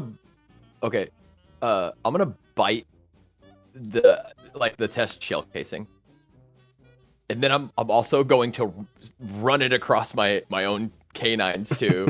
First, I'm gonna press. I'm like, oh no, it was a scraping motion, and I'll try to do that as well. Okay. All right, that's a 18 in history. Yeah, you run it across your teeth, and you bite on it, and you see a little scuff, and that can't be it. And then you drag your nail across it, and the shape of your nail almost matches with the head of the scythe.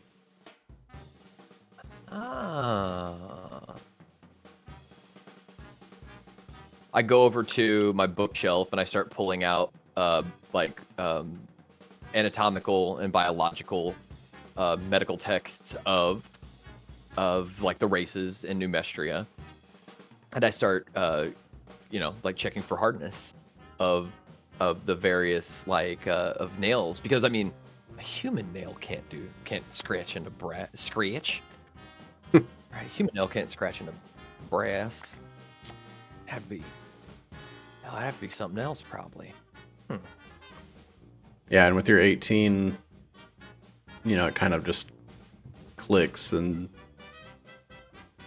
you would remember seeing that, some tieflings have some pretty pronounced nails. And then it would have to be small enough to make this on a casing, so it would have to be. So then I put I filed fingernails, and I put that on the board. Right, somebody with a filed nail. I wonder who that could be. Right. The powder and the plant. Why would they use powder with that sort of energy in it?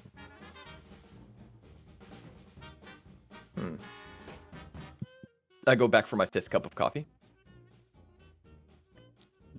I'm just walking around with the pot, kind of. Yeah, that's what I was imagining. I was just when you said that, I was just imagining you just not even getting a cup, you're just drinking out of the pot itself. Yeah, I'm just I'm staring at the board, and I reach over and I grab without even looking the pot of coffee. What seems to be a random thing. And I'll hold it over an open Bunsen burner, because it was cold. Make Make a Constitution check for me. Okay. Too much caffeine. Why you think I'm so jumpy, bro? With a 13, I'll say with the constant influx of caffeine, you have been able to work, at a pace beyond normal, and however many potions that you create during this time, we will add a +2 to the amount. Nice. I'll spend another, another hour working on making some potions. I'll spend on that +2. I'll have one of them be an experimental and or otherwise kind of potion. But and then I'll realize I have to pee. It's been like 5 hours. And rush off to go pee. Okay. I think. Good. Yeah, and I think. Well, I was about to say, I think that I just kind of I'll wait for them to return is what'll happen. Okay. At this point, I don't know if there's anything else. What should I roll for the experimental potion? Oh, I wonder if I make. Wait a minute. As I'm looking at all the new information, I've never put this together. I'm holding biology, I'm holding gunpowder, the chemicals. What was it that you said would never work? I'm looking at that dude, the professor on the back that I've drawn his face on. Oh, that's right. What ingredients do you use? I use okay, so I use a ballistic catalyst stabilizer. I use ballistic catalyst stabilizer. I use a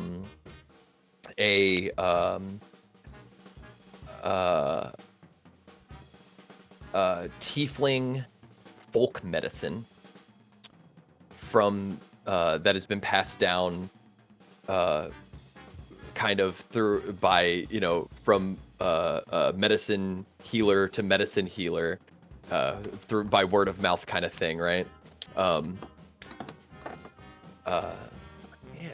I pull up some strain. It's not like Eye of Newt or whatever, but it's some plant that looks like it comes from the infernal plane.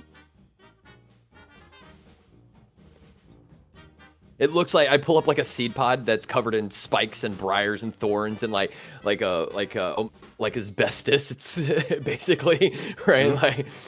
Asbestos. Yeah, I'll use that. And then the chemical plant, I will from what I was looking at the chemical plant, I'll use a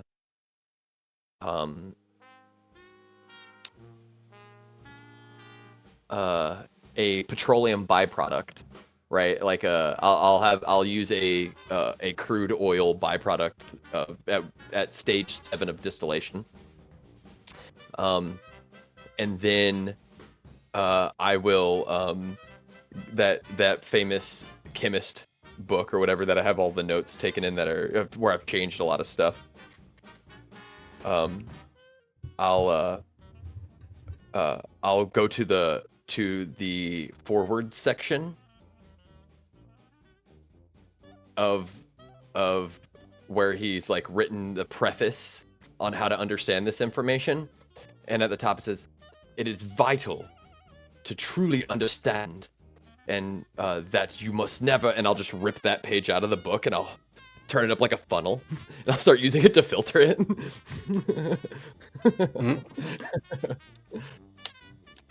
Okay. Just roll a D100 for me. All right, cool.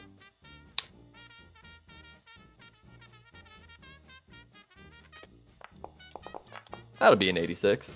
Okay. You don't have to tell me what it does. As I don't you know what it put in the does. last ingredient, it begins to bubble up a little bit. Oh. And yeah, that's when we'll pan over. Fortunately, we'll be switching the music.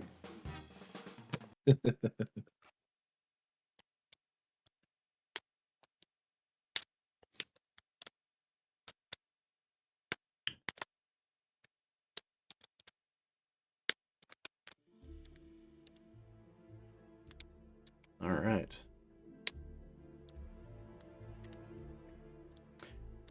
As you guys begin to make your way down further via Tormid, you hear a loud steam whistle blowing off as the day shift begins, and you see like a bunch of people lined up, funneling in through this metal gate that kind of secures the Brighton textile plant here. You just see a couple people at the fence kind of acting as guard or security as people are making their way in to start the day's work. And you guys are kind of like walking, finishing your coleslaw and pulled pork sandwich. What would you like to do? I think I'd like to try and blend into the crowd and slip inside. Okay, and how do you do that? I kind of tuck up my collar and find the heaviest populated point where people are kind of starting to funnel in, and try and get to the center there as I walk through the center with the crowd as much as possible. I will say this. Let's start off by figuring out what Victor is wearing today and what he's doing with his rifle. That's a great point. Yeah. Like a bunch of thought that factory earlier, workers, and you're like walking in with a trench coat, nice little tie. You got Yeah, a rifle strapped behind you. He said, "No one will notice me." He said, "Don't worry, no one will notice me." As he like throws a trench coat on, has a rifle on his back, and this like bloody hand. It's like everybody's gonna notice you, dude. You're stranger danger. That's who you are. People are like, "Whoa!" Make sure to notice people exactly like him. That's who, you see, son. Those are the people we want to notice. Harrison, I need you to hold something for me. Something very dear to me, so you take care of it, all right? Oh, How's of course. that? What is it? You see me take off the rifle from my back and hand it to you. Keep this safe no matter what. Going inside. His I kind of eyes stare at glistening. you, and I just kind of look back at you and I'm like, you, oh. I grab it, and I'm kind of like awkwardly holding it. So you want me to stand here with a gun? Or your arms like fully away from your body, like holding it far away from you. Yeah, I'm not like holding it like this. Yeah. You want me to just stand here with this? If you need to use it, do you need me to run down how to use a rifle? I've used pistols before, but rifles is a little bit not my type. All right. Well, you put it right here, and I kind of show him. Put it in his shoulder pocket. You put it right there. Oh, my shoulder. One hand up here, all the way up on the front of the rifle. I'll take his other hand, put it on the rifle, and you just slowly pull the trigger if you need to. Now, don't do it now. I'll be back. And I take off my tie. I kind of mess up my hair, make it look messy. I throw my tie in the trash can. Damn, in the trash can? Yeah, I got plenty, you know. Yeah, that's true. What's one tie? Okay. Do you have any features or anything that you'd like to kind of help yourself? I know some people have like disguises and things like that. So What's the weather like? Is it nice and rainy like normal? it's pretty overcast. Like for yeah, kind of overcast. Bits and pieces of the clouds kind of opening up in random spots where the sort of pale moonlight can shine through, but yeah, for the most part, it's no precipitation at the moment. Calm. I'm sure by the factory, the large, billowing, thick, black clouds of smoke also don't help. Mm. So just for myself, by the way, I'm now like standing alone, right? And he's like walking towards the entrance of the factory. Yeah. All right, I'd like to keep watch for him, see if I notice any other unusual figures walking in together with him. Okay. If that is the case. So you make a perception, Harrison, and then Victor make a performance check for your disguise here. Perception. So this is what I was planning on using if it was raining, but I guess or other natural phenomena. I mean, I guess a crowd of people would be considered a natural phenomena. That's fine.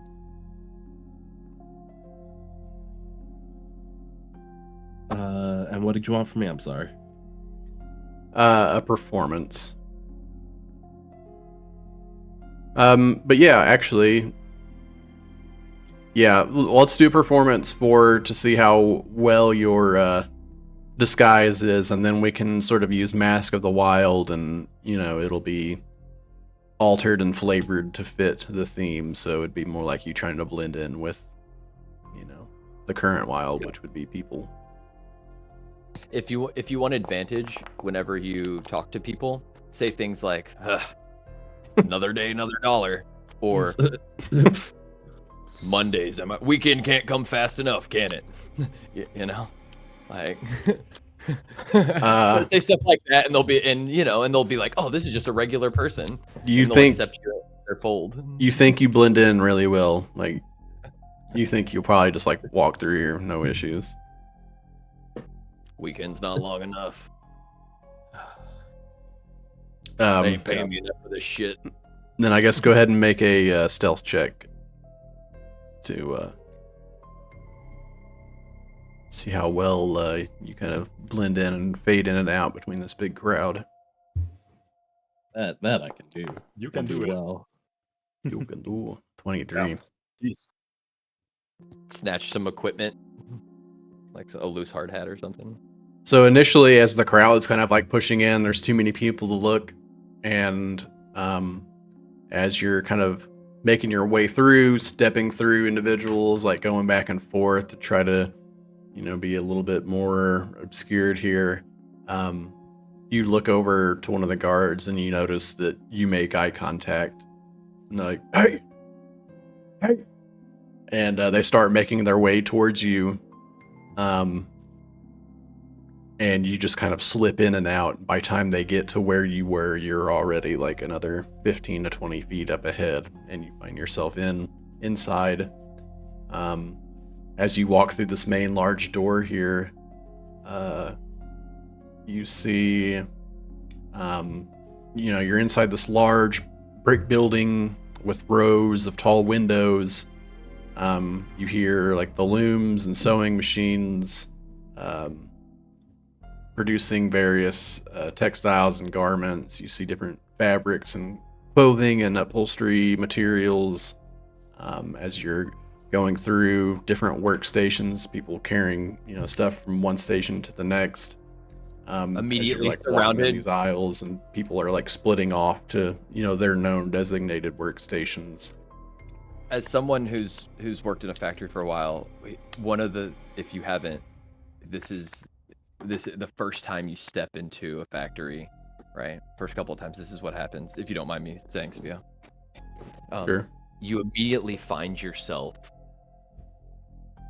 surrounded by unfamiliar and dangerous machines, completely alien.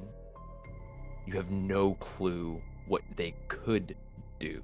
You just know that they, with a speed beyond your ability to fully comprehend what they are doing, that they are dangerous, wearing metal, mesmerizing end over end, slipping in and out beautifully and perfectly. No markings as to where you should stand, what you should touch or shouldn't, what can and can't kill you, but everybody else around you seems to know exactly what they're supposed to do, but not you. It's like being surrounded by hungry wolves, and nobody recognizes that. Everybody walks around with a dull look in their eye, like they're going into their own kitchen, completely disregarding the stacks and stacks of new and complicated. It's so loud. The sounds, but it's made of a bunch of several small sounds, different rhythms and frequencies and smells accosting you, almost inseparable in just a few moments that you first encounter it. And nobody regards you. They all walk around you, look through you and through the environment that you're in. But the first time you see it, it's terrifying. If you do something wrong, you're going to die or be seriously injured. And no one else seems to even acknowledge that, and shuffles about mindlessly. Yeah. You walk by a few of the assembly lines here. Looks like they're mostly for packaging. You see like several series of like rolling metal bars along these little makeways, and you see boxes being pushed and slid across to the end, as somebody's standing at the end and like stacking them on these wooden pallets. You make your way through. What would you like to do? What are you looking for? What's going on, Victor? The first thing I do is look for the first person I can find who seems like they may answer a question or two. They don't seem too crazy busy. Everyone here seems pretty steady. You do Yeah, that's notice an like industrial era first factory. Yeah. you do notice as you're Union like work, huh? occasionally you'll see some people like look up and give you a glance as they're like continually doing the job that they're there to perform. They kind of like look up at you as you walk by. Make a perception check actually for me.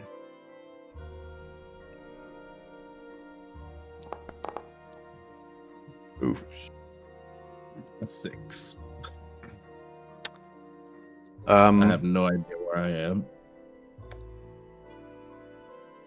I'll say, just as a general kind of looking around, you notice the people are just steadfast working.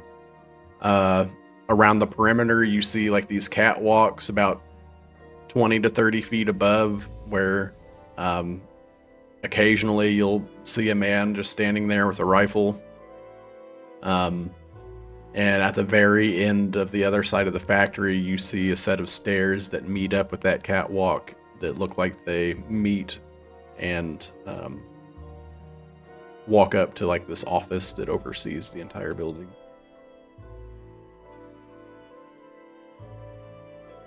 And at that point, you're kind of like looking up and you bump into somebody and they fall over and drop. Like the box gets completely emptied. And there's like clattering that kind of echoes a little bit. Hey, watch it. Shit, I'm sorry, man. This is my first day. Norgathar was supposed to show me around. Can you point me to where he works at? Norgathar. Yeah. You're not like him, are you? Kind of like looks No, at you. no, I promise I'm not. This is my first day. The boss just told me that he was supposed to show me around, show me how to work the floor. The Norgathar is supposed to show you how to work the floor? That's what I was told. Jeez Louise, let anybody train around here.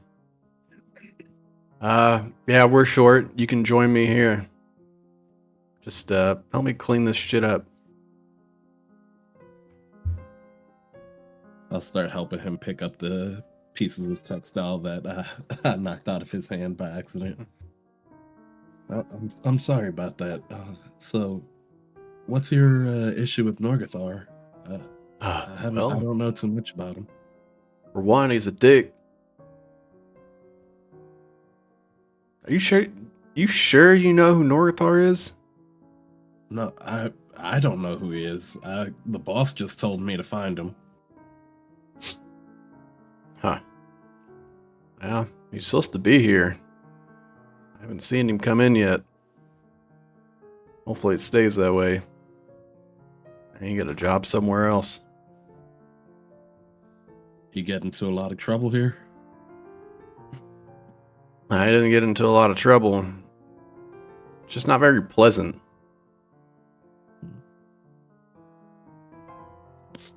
And as you can see, you know,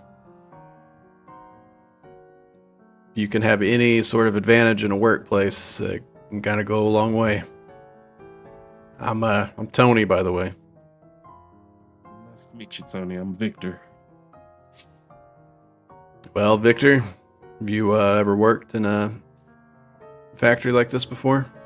As he like starts pushing you like a box to fill up, as like another belt is like running in the opposite direction for you to like grab stuff off. No, this will be my first time. I'm still new to the area. Just moved here recently. The heck would bring you to Vinewood? Let's just say family ties run deep here. I suppose that's as good a reason as any.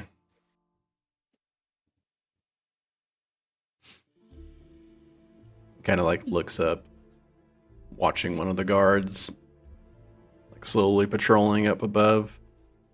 Yeah, just make sure they don't see you slacking off. Easy one-way ticket out of here. If you like getting paid, that is. They rough on you guys here? It's not terrible, but they're gonna get their money's worth, that's for sure. Yeah, I mean, the boss seemed like kind of a dick, so I can understand that. Yeah, they all are, you know. Everything's about the extra coin in their pocket. They don't care about the small folk like us, as long as they're getting theirs.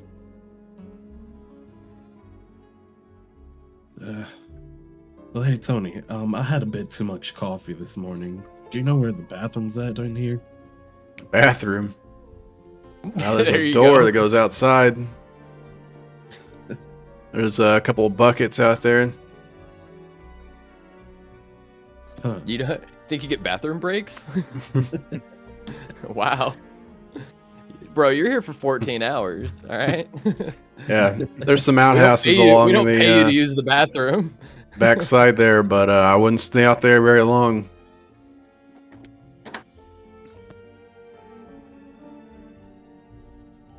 I guess I'll wait a while then. Plus, you just started. You can't last this Yeah, that- long. Don't have very high hopes for you, bud. Yeah, that coffee ran right through me. I don't know what was in it this morning. Like, kind of looks over. It's like looking in your eyes. Almost like he's trying to check and see if you're on something. Okay. So you like try to head out and go to the bathroom? Yeah, I'll try and slide out to see if I can find a way out towards, well, not necessarily towards the bathroom, but find a way in between the guards to get to the main office is where I'm trying to go, really. Okay. Make a stealth check.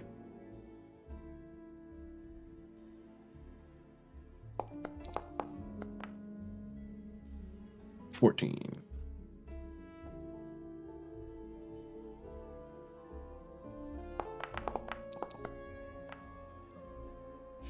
Oof.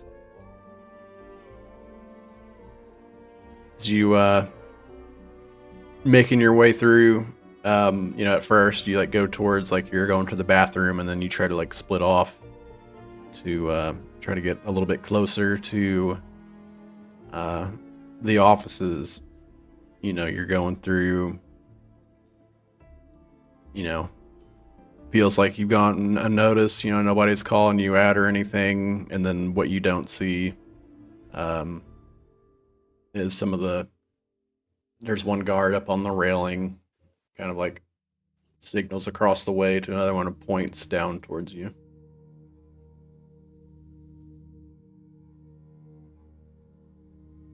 So as you continue to make your way forward, what do you do?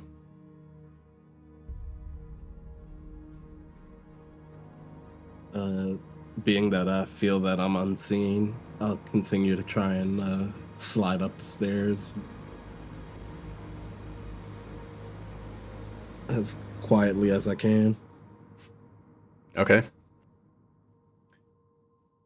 So you make it to the top of the stairs, and you notice like the office comes out a little bit, like past where the stairs is. It kind of like overhangs over the main level, and you see like another 10 feet down, as I'll say you go up the right side of the stairs. So there's a right and left staircase that go up to this rectangular box office up here.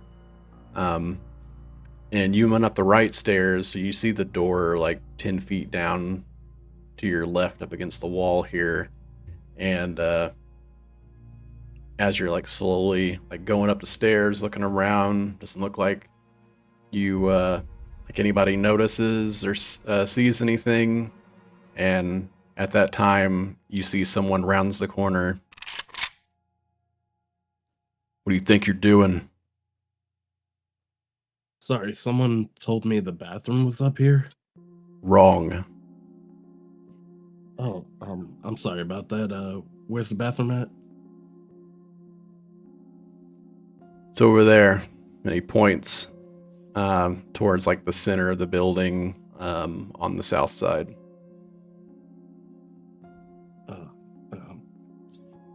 Thank you. I'm sorry. I'll head that way now. He just stands there. I'll turn around and kind of, at that time, I'll also try and take in, when I'm walking down the stairs, the lay of the land, and kind of try and see if anyone on the floor had noticed me trying to creep up. Make a perception check.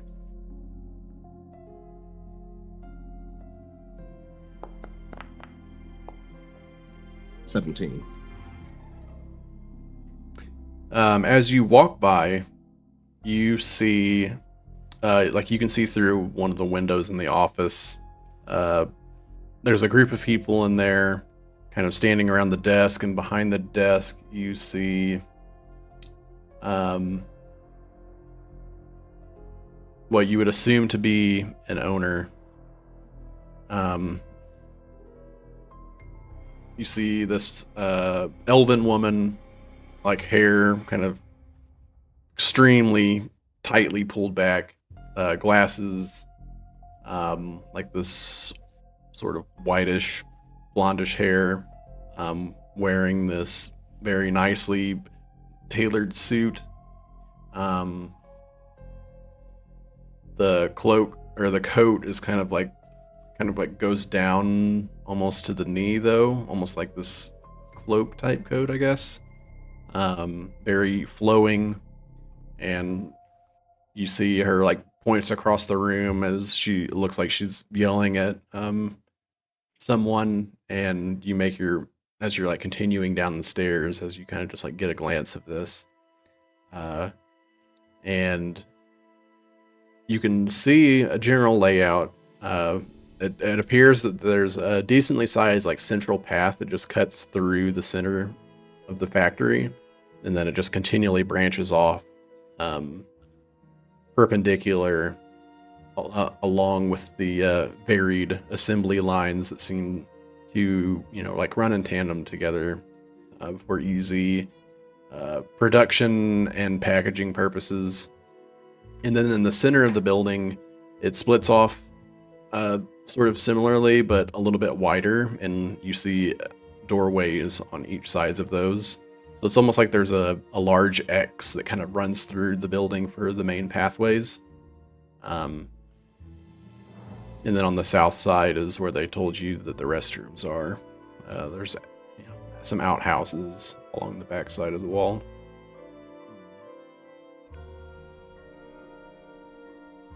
I'll dip out to the area where the outhouses are for a few minutes to kind of get some of the heat off of me. Okay.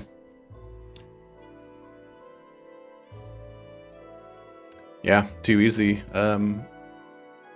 You go outside, and you do see before you leave, there's an armed guard at the doorway, and he kind of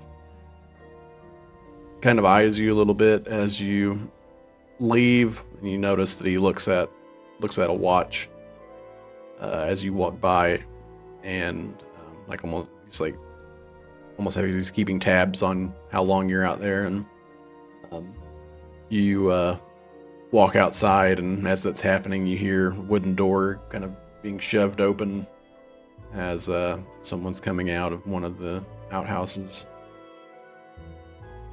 and begins to walk towards the door to go back in.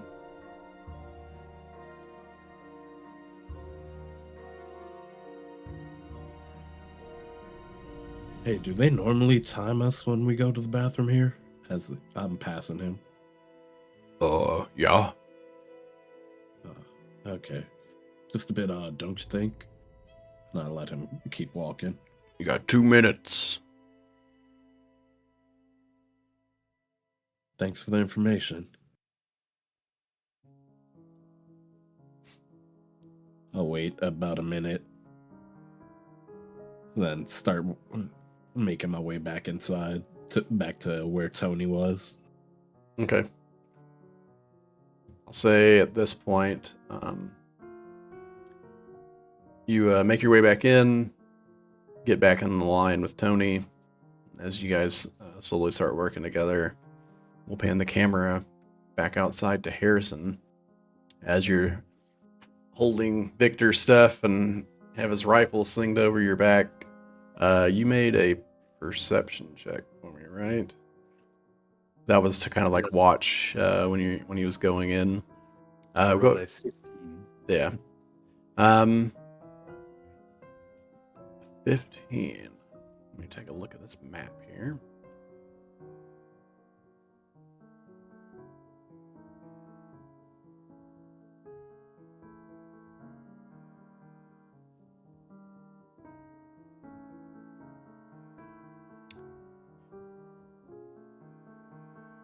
So you notice adjacent to the Brighton Textile, at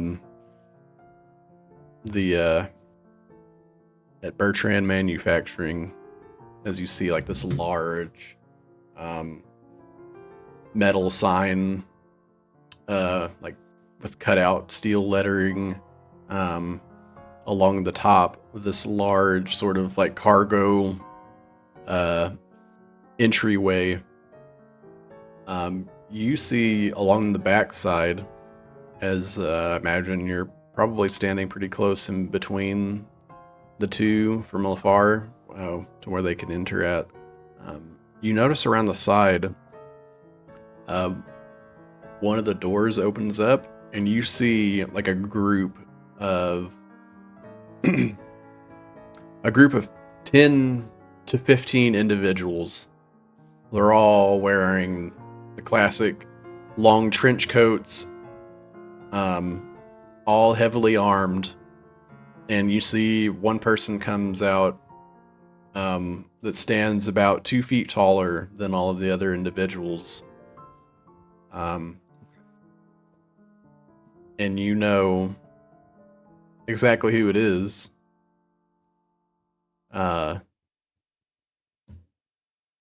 You see Barty Bonsom. Barty Bonson. Okay. The leader of the Good Boys. As Right. he kind of like steps forward, pulls his coat forward a little bit. Got this extremely nice hat. He's got a huge cigar in his mouth, and just kind of like takes a look around a bit. And you notice that he kind of like stops and looks over in your direction.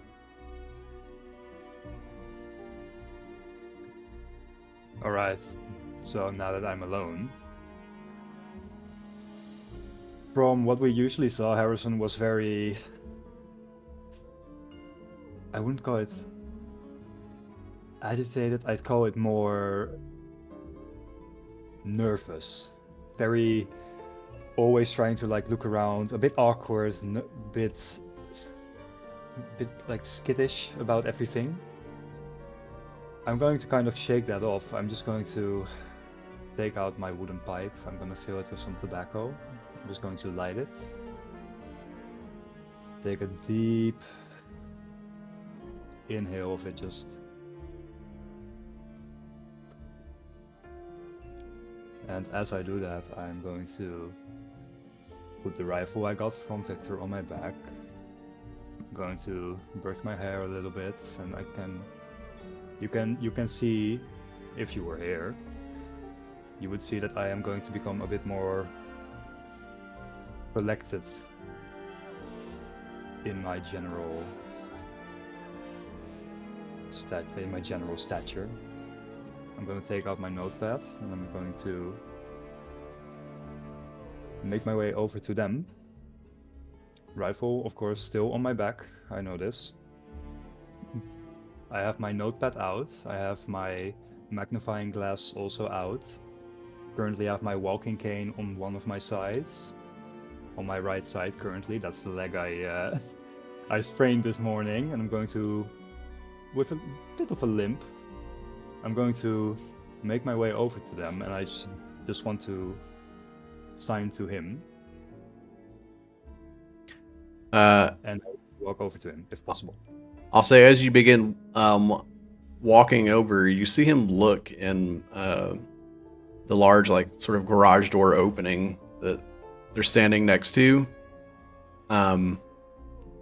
And you notice them begin, like, pulling somebody along with them into the building. And they're definitely resisting. No, stop. I didn't do it.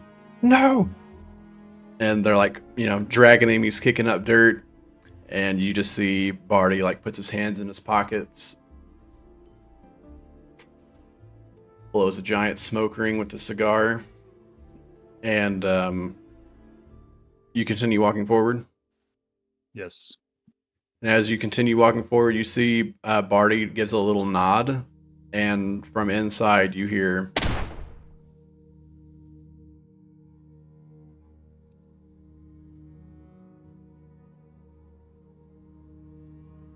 Sorry, are you cutting out a little bit from inside?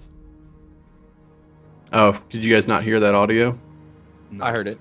Oh no, I didn't hear it.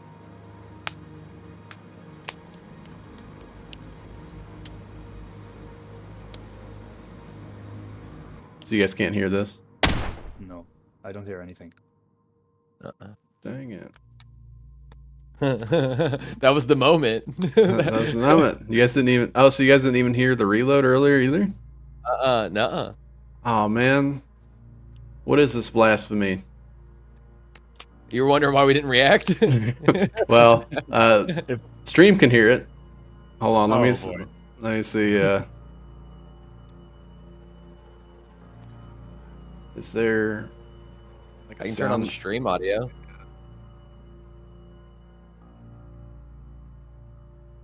Is there like a soundboard setting somewhere?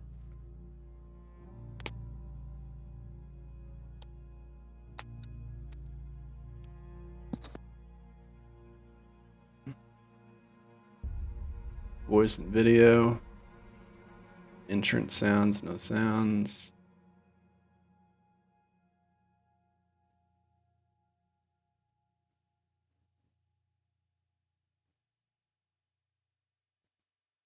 Yeah, that's extremely unfortunate.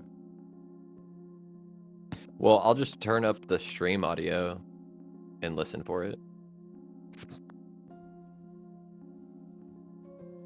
Oh wait, how about this? I had to disable sound effects. Maybe that'll work. No good.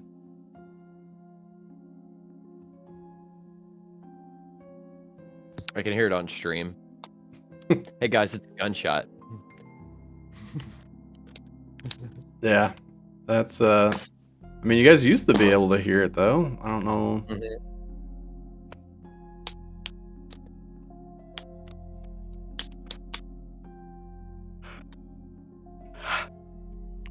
All right, hold on just a second.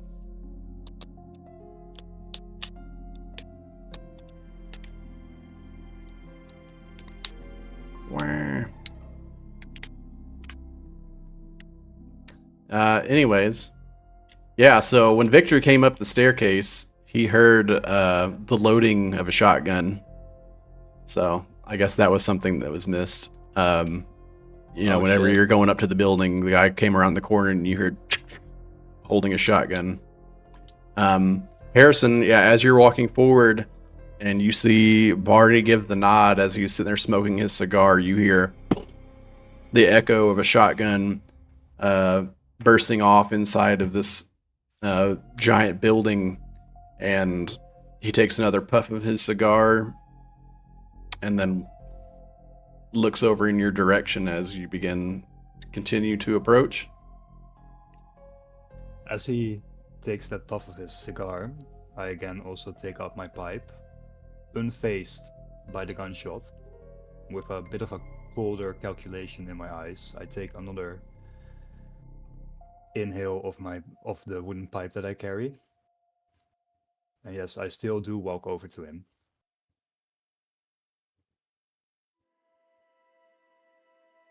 As you continue further, you see 2 or 3 individuals like walk up in your direction to sort of split the difference and block you from directly approaching.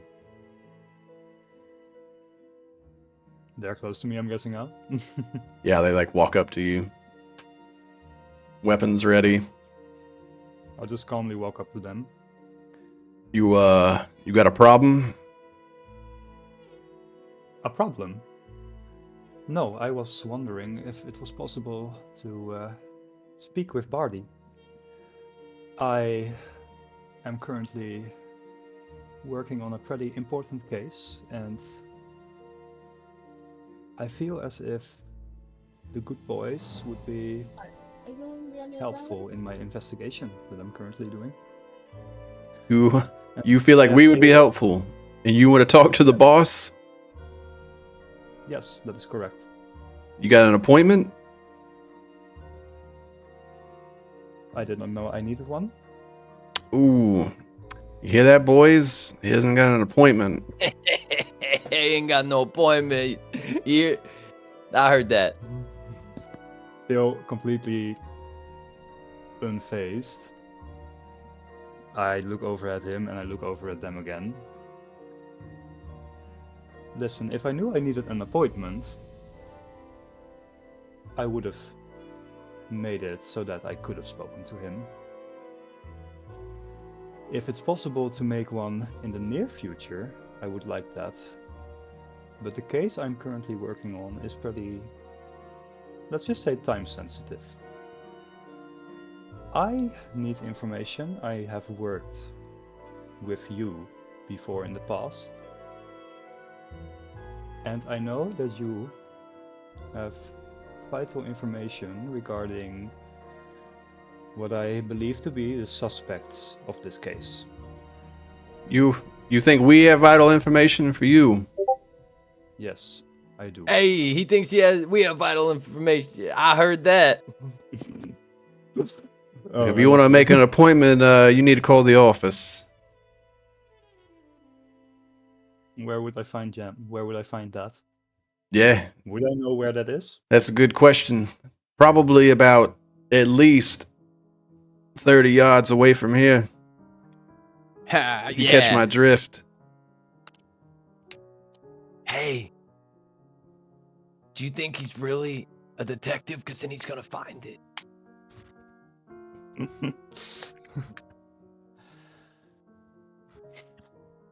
I don't know. Where's your badge? Yeah. I imagine I need like a really small guy next to Yeah, him. that's exactly what I'm imagining. You know, just like a really small, like kind Where's of your badge? this small, thin guy that just constantly in the back, like kind of sticking out behind the other ones. So like, yeah, Heck you yeah. tell him. It's a wingman for sure, you know? Yeah, The hype exactly. man. Yeah, that's what we said. Yeah. Yeah, I heard it. I heard him say that. Yeah, because if you're a police officer, then they give you a badge so that you can let people know. You got a badge? Surely, I wouldn't think it would be smart of me to walk around with a badge with my name on it. If you had any idea who I am, you would know that that would already pose a bit of a risk for me. Especially now that I'm putting myself in harm's way, being out here. Yeah? Well, who are you Yeah. then? As he like sticks his pistol like up against your chest and like pushes open your coat a little bit to see, like looking for a badge. Yeah. And, You don't I'll look put on like gloves. you don't look like a cop to me, Inspector. My name is Harrison, Soft Step. I'm pretty His name's sure Harrison Softstep, boss. I'm pretty sure your boss would know who I am, as we have worked together before in the past. Not exactly with him, but I have worked together with the Good Boys before. I've worked together with just about every group in this city. So again, I'm asking you, if possible, I would like to speak with him. If not now, then later. DM, could I use my background feature, Official Inquiry? Yes. Uh-oh. This is how you be intimidatingly polite. All right. Let's see. Where's it at so I can read it real quick. Okay, here we go.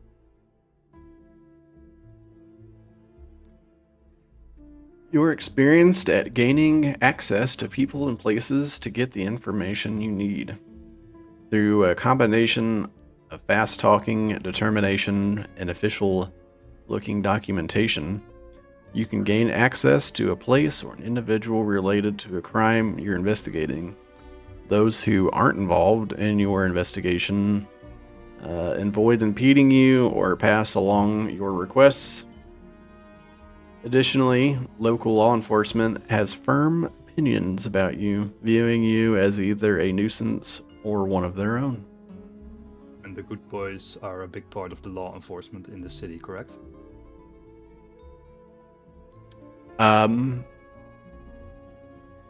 I would say that being like with your relative history here, I don't believe that Harrison would have a full grasp on that currently. Right. Just But because that would there's make sense. so many ins and outs. But yeah, I'll say, you know, now that you mention it, your name does kind of sound familiar. Wait here. Yeah, wait here. But he won't move. He'll stay. Yeah. I just take like a glance at him, I'll just give him a very polite nod, just like completely sarcastically, like, all right. And I just turn back over my attention straight back. You towards see, the big wall. he walks up to Barty and starts talking to him, and you see Barty looks over in your direction. And it almost looks like he laughs a little bit as his shoulders kind of like bounce up and down.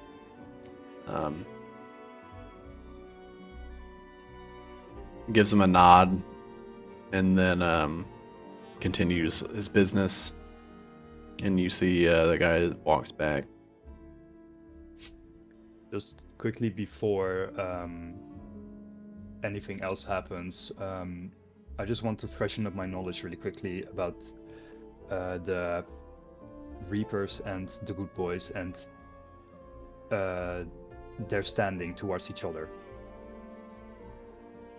Just like in regards to what they think about each other. They are definitely rivals and hate each other. Right. The Good Boys are more of like they're like a pest, an infestation has came to their town, and the Reapers, the Good Boys are standing in their way. So, and then the long line of violence that has followed that. As that happens, you see a few carts, kind of like horse carriages come up with carts, and in that same building, you see like crates and crates of liquor being transported up, and people are now like unloading and loading into the building, and the guy comes back up to you. Yeah, he's not going to talk to you here, but you can meet him in his place if you got Correct, questions.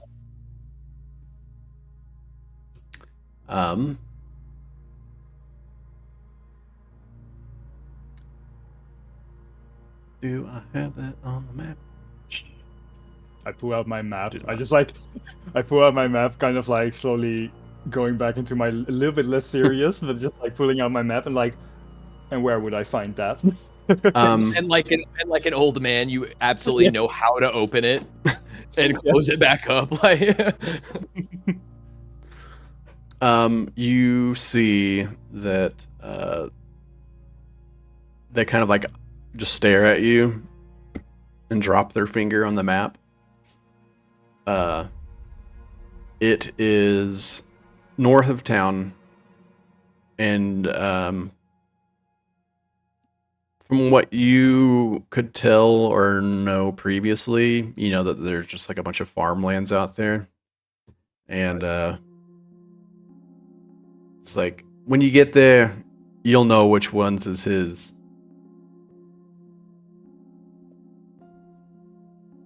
I'll just take one more look at him, then back to them. I hope you're right. I'll be there as soon as possible. Is there any way for me to know when he'll be there as well, so I can speak with him? Any specific times? You want me to come late? You want me to come early? Midnight? He said 2 days. You'll join him for lunch. Don't be late. Oh, that won't happen. His I'll make estate, it's a large colonial house north of Vinewood. it's absolutely beautiful. Yeah. I'm sure he'll be. It's gorgeous. He'll be very. Yeah. What I want to talk with him about. And I'm also very sure that it won't be a waste of his time, as it won't be a waste of mine time neither. Now, you boys, thank you for your time. I'll be making my way back. And I'm going to turn around again and I'm going to walk off. You just kind of hear him like whispering over each other. Can you believe that guy? Just walk straight up, trying to talk to the boss. Yeah. Like, Just ask him. Just asked him. Just like Just gonna.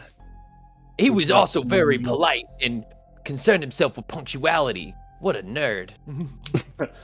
Exactly.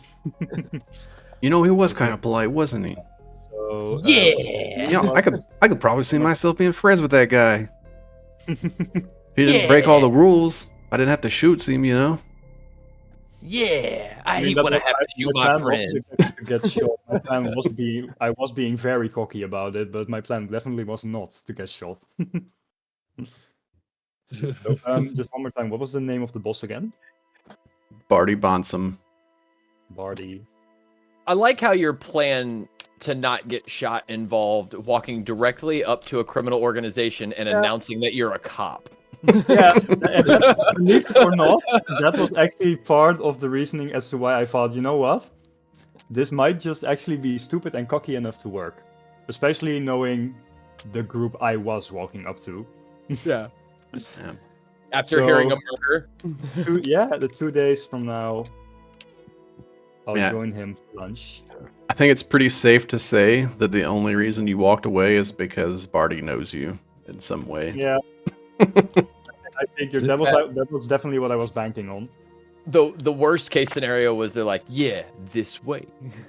So, Yeah. Wants to talk Right to over you. here. hey, Right I'm over just- here next to the river in this other dead body. They just have like a second box waiting to put you. Yeah, there's a second box just specifically made for me. Yeah, it's Man, like, how okay, terrible would that be? No, But as I accurate. walk away- As I walk away, I grab my pipe again. I take another bit of a huff from it, and I look at my hand, my left one. And there's my ring finger. It's a beautiful golden ring with a little bit of a red, almost like a ruby-like stone embedded in it. I just kind of fiddle with it, and I look back at my notes, and I've written down that 2 days from now, I'll meet with him. And I'll go back to the entrance, and I'll wait for Victor. Okay. We just got a few minutes left. Is there something that anyone else wanted to do before we close up here? I think I'm good. Okay. I've just got one scene. I've got one little scene in my head for whenever they come back downstairs. Okay. If you guys want to come back with your info. Yeah, that'd be fun.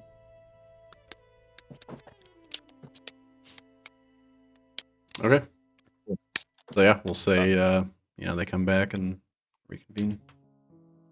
So as you guys come like back down the elevator or whatever, it's like kind of quiet in the lab, and you just hear shh shh shh shh. The sound of the cylinder that was playing the music as the needle is at its very end, and it's just continually rotating on it. And you just see kind of hair down, their arms at their side, kind of twitching their hands, and you see the back of Rowan standing in complete silence.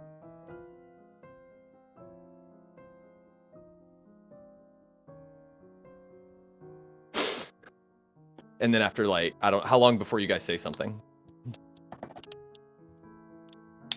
I think it'd be like 30 seconds before Ron's like, or rather, Victor's like, hey, Rowan. Ron, Of you course, awake? of course. They were awake. It couldn't have been. You're looking for a tiefling that wasn't using their dominant hand. That is not part of the Reapers. It's set up from somebody at the chemical plant. Who operates out of the chemical plant?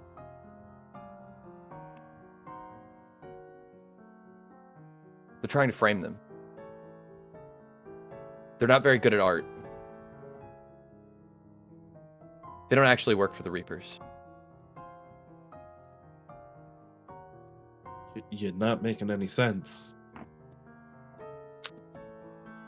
And then I like point at the board that has just like a hand-drawn sketch of like the up-close filings, a anatomical hand of a tiefling, a chemical litmus test. What do you mean? It's right here. Or well, that's not how Rowan talks. Right. What are you talking about? It's right here. Come on now, open your eyes. How long? What time is it? Well, considering I just worked a full day at a factory. What the hell? So it's like 16 hours later. You just got off your shift. And my other question: how much did you make? I didn't keep the money. I gave it to Tony. He gave me some information I needed. Because it seems like where the hell did Norgathar get 500 gold to gamble away?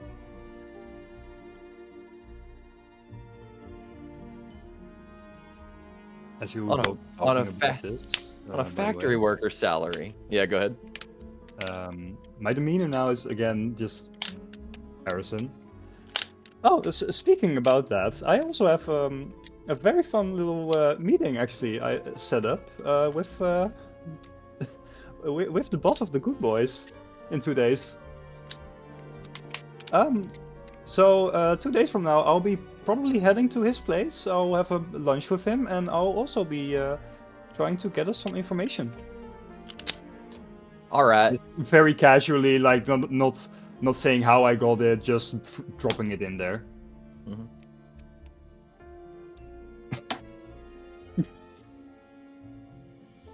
Well, if they're the ones that are setting them up, you better be careful if they think you're on their trail. It's a possibility.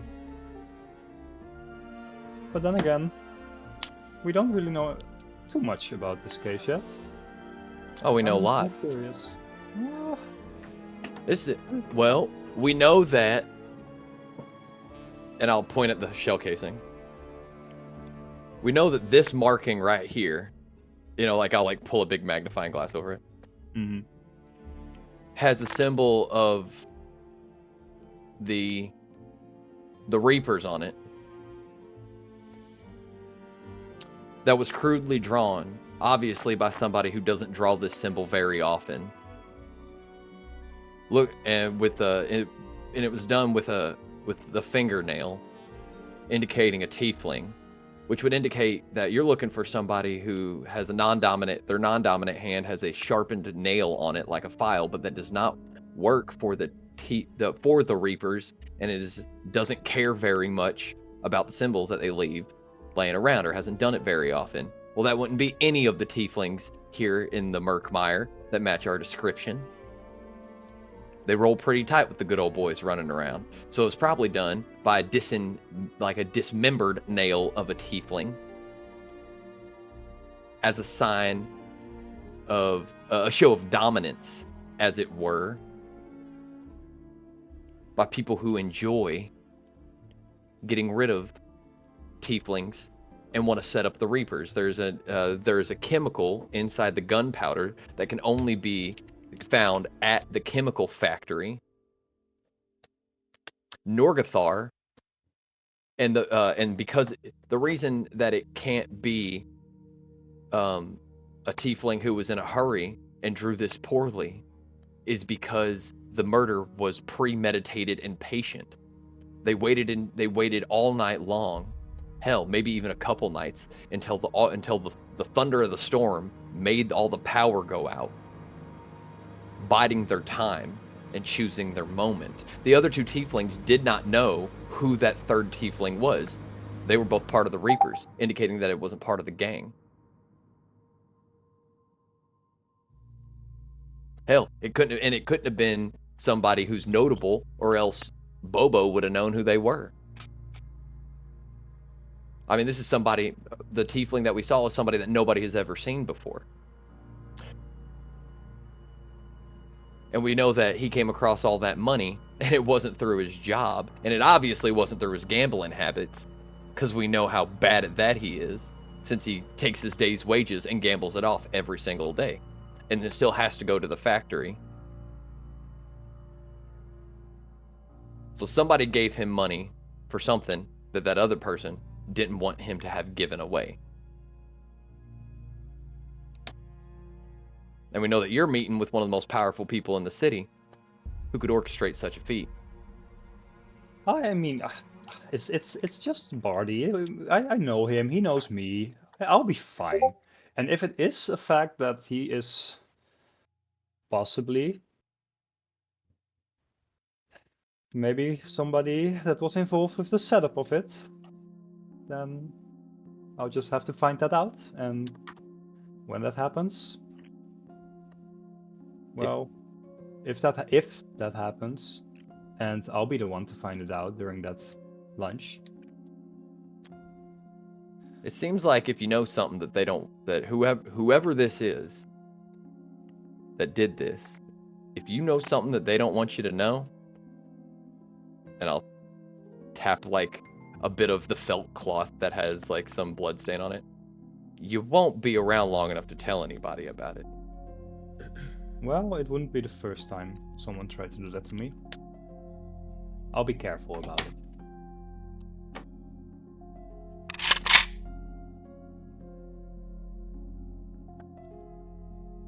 But what do they want? And I'll like stare at the board. What the fuck do they want?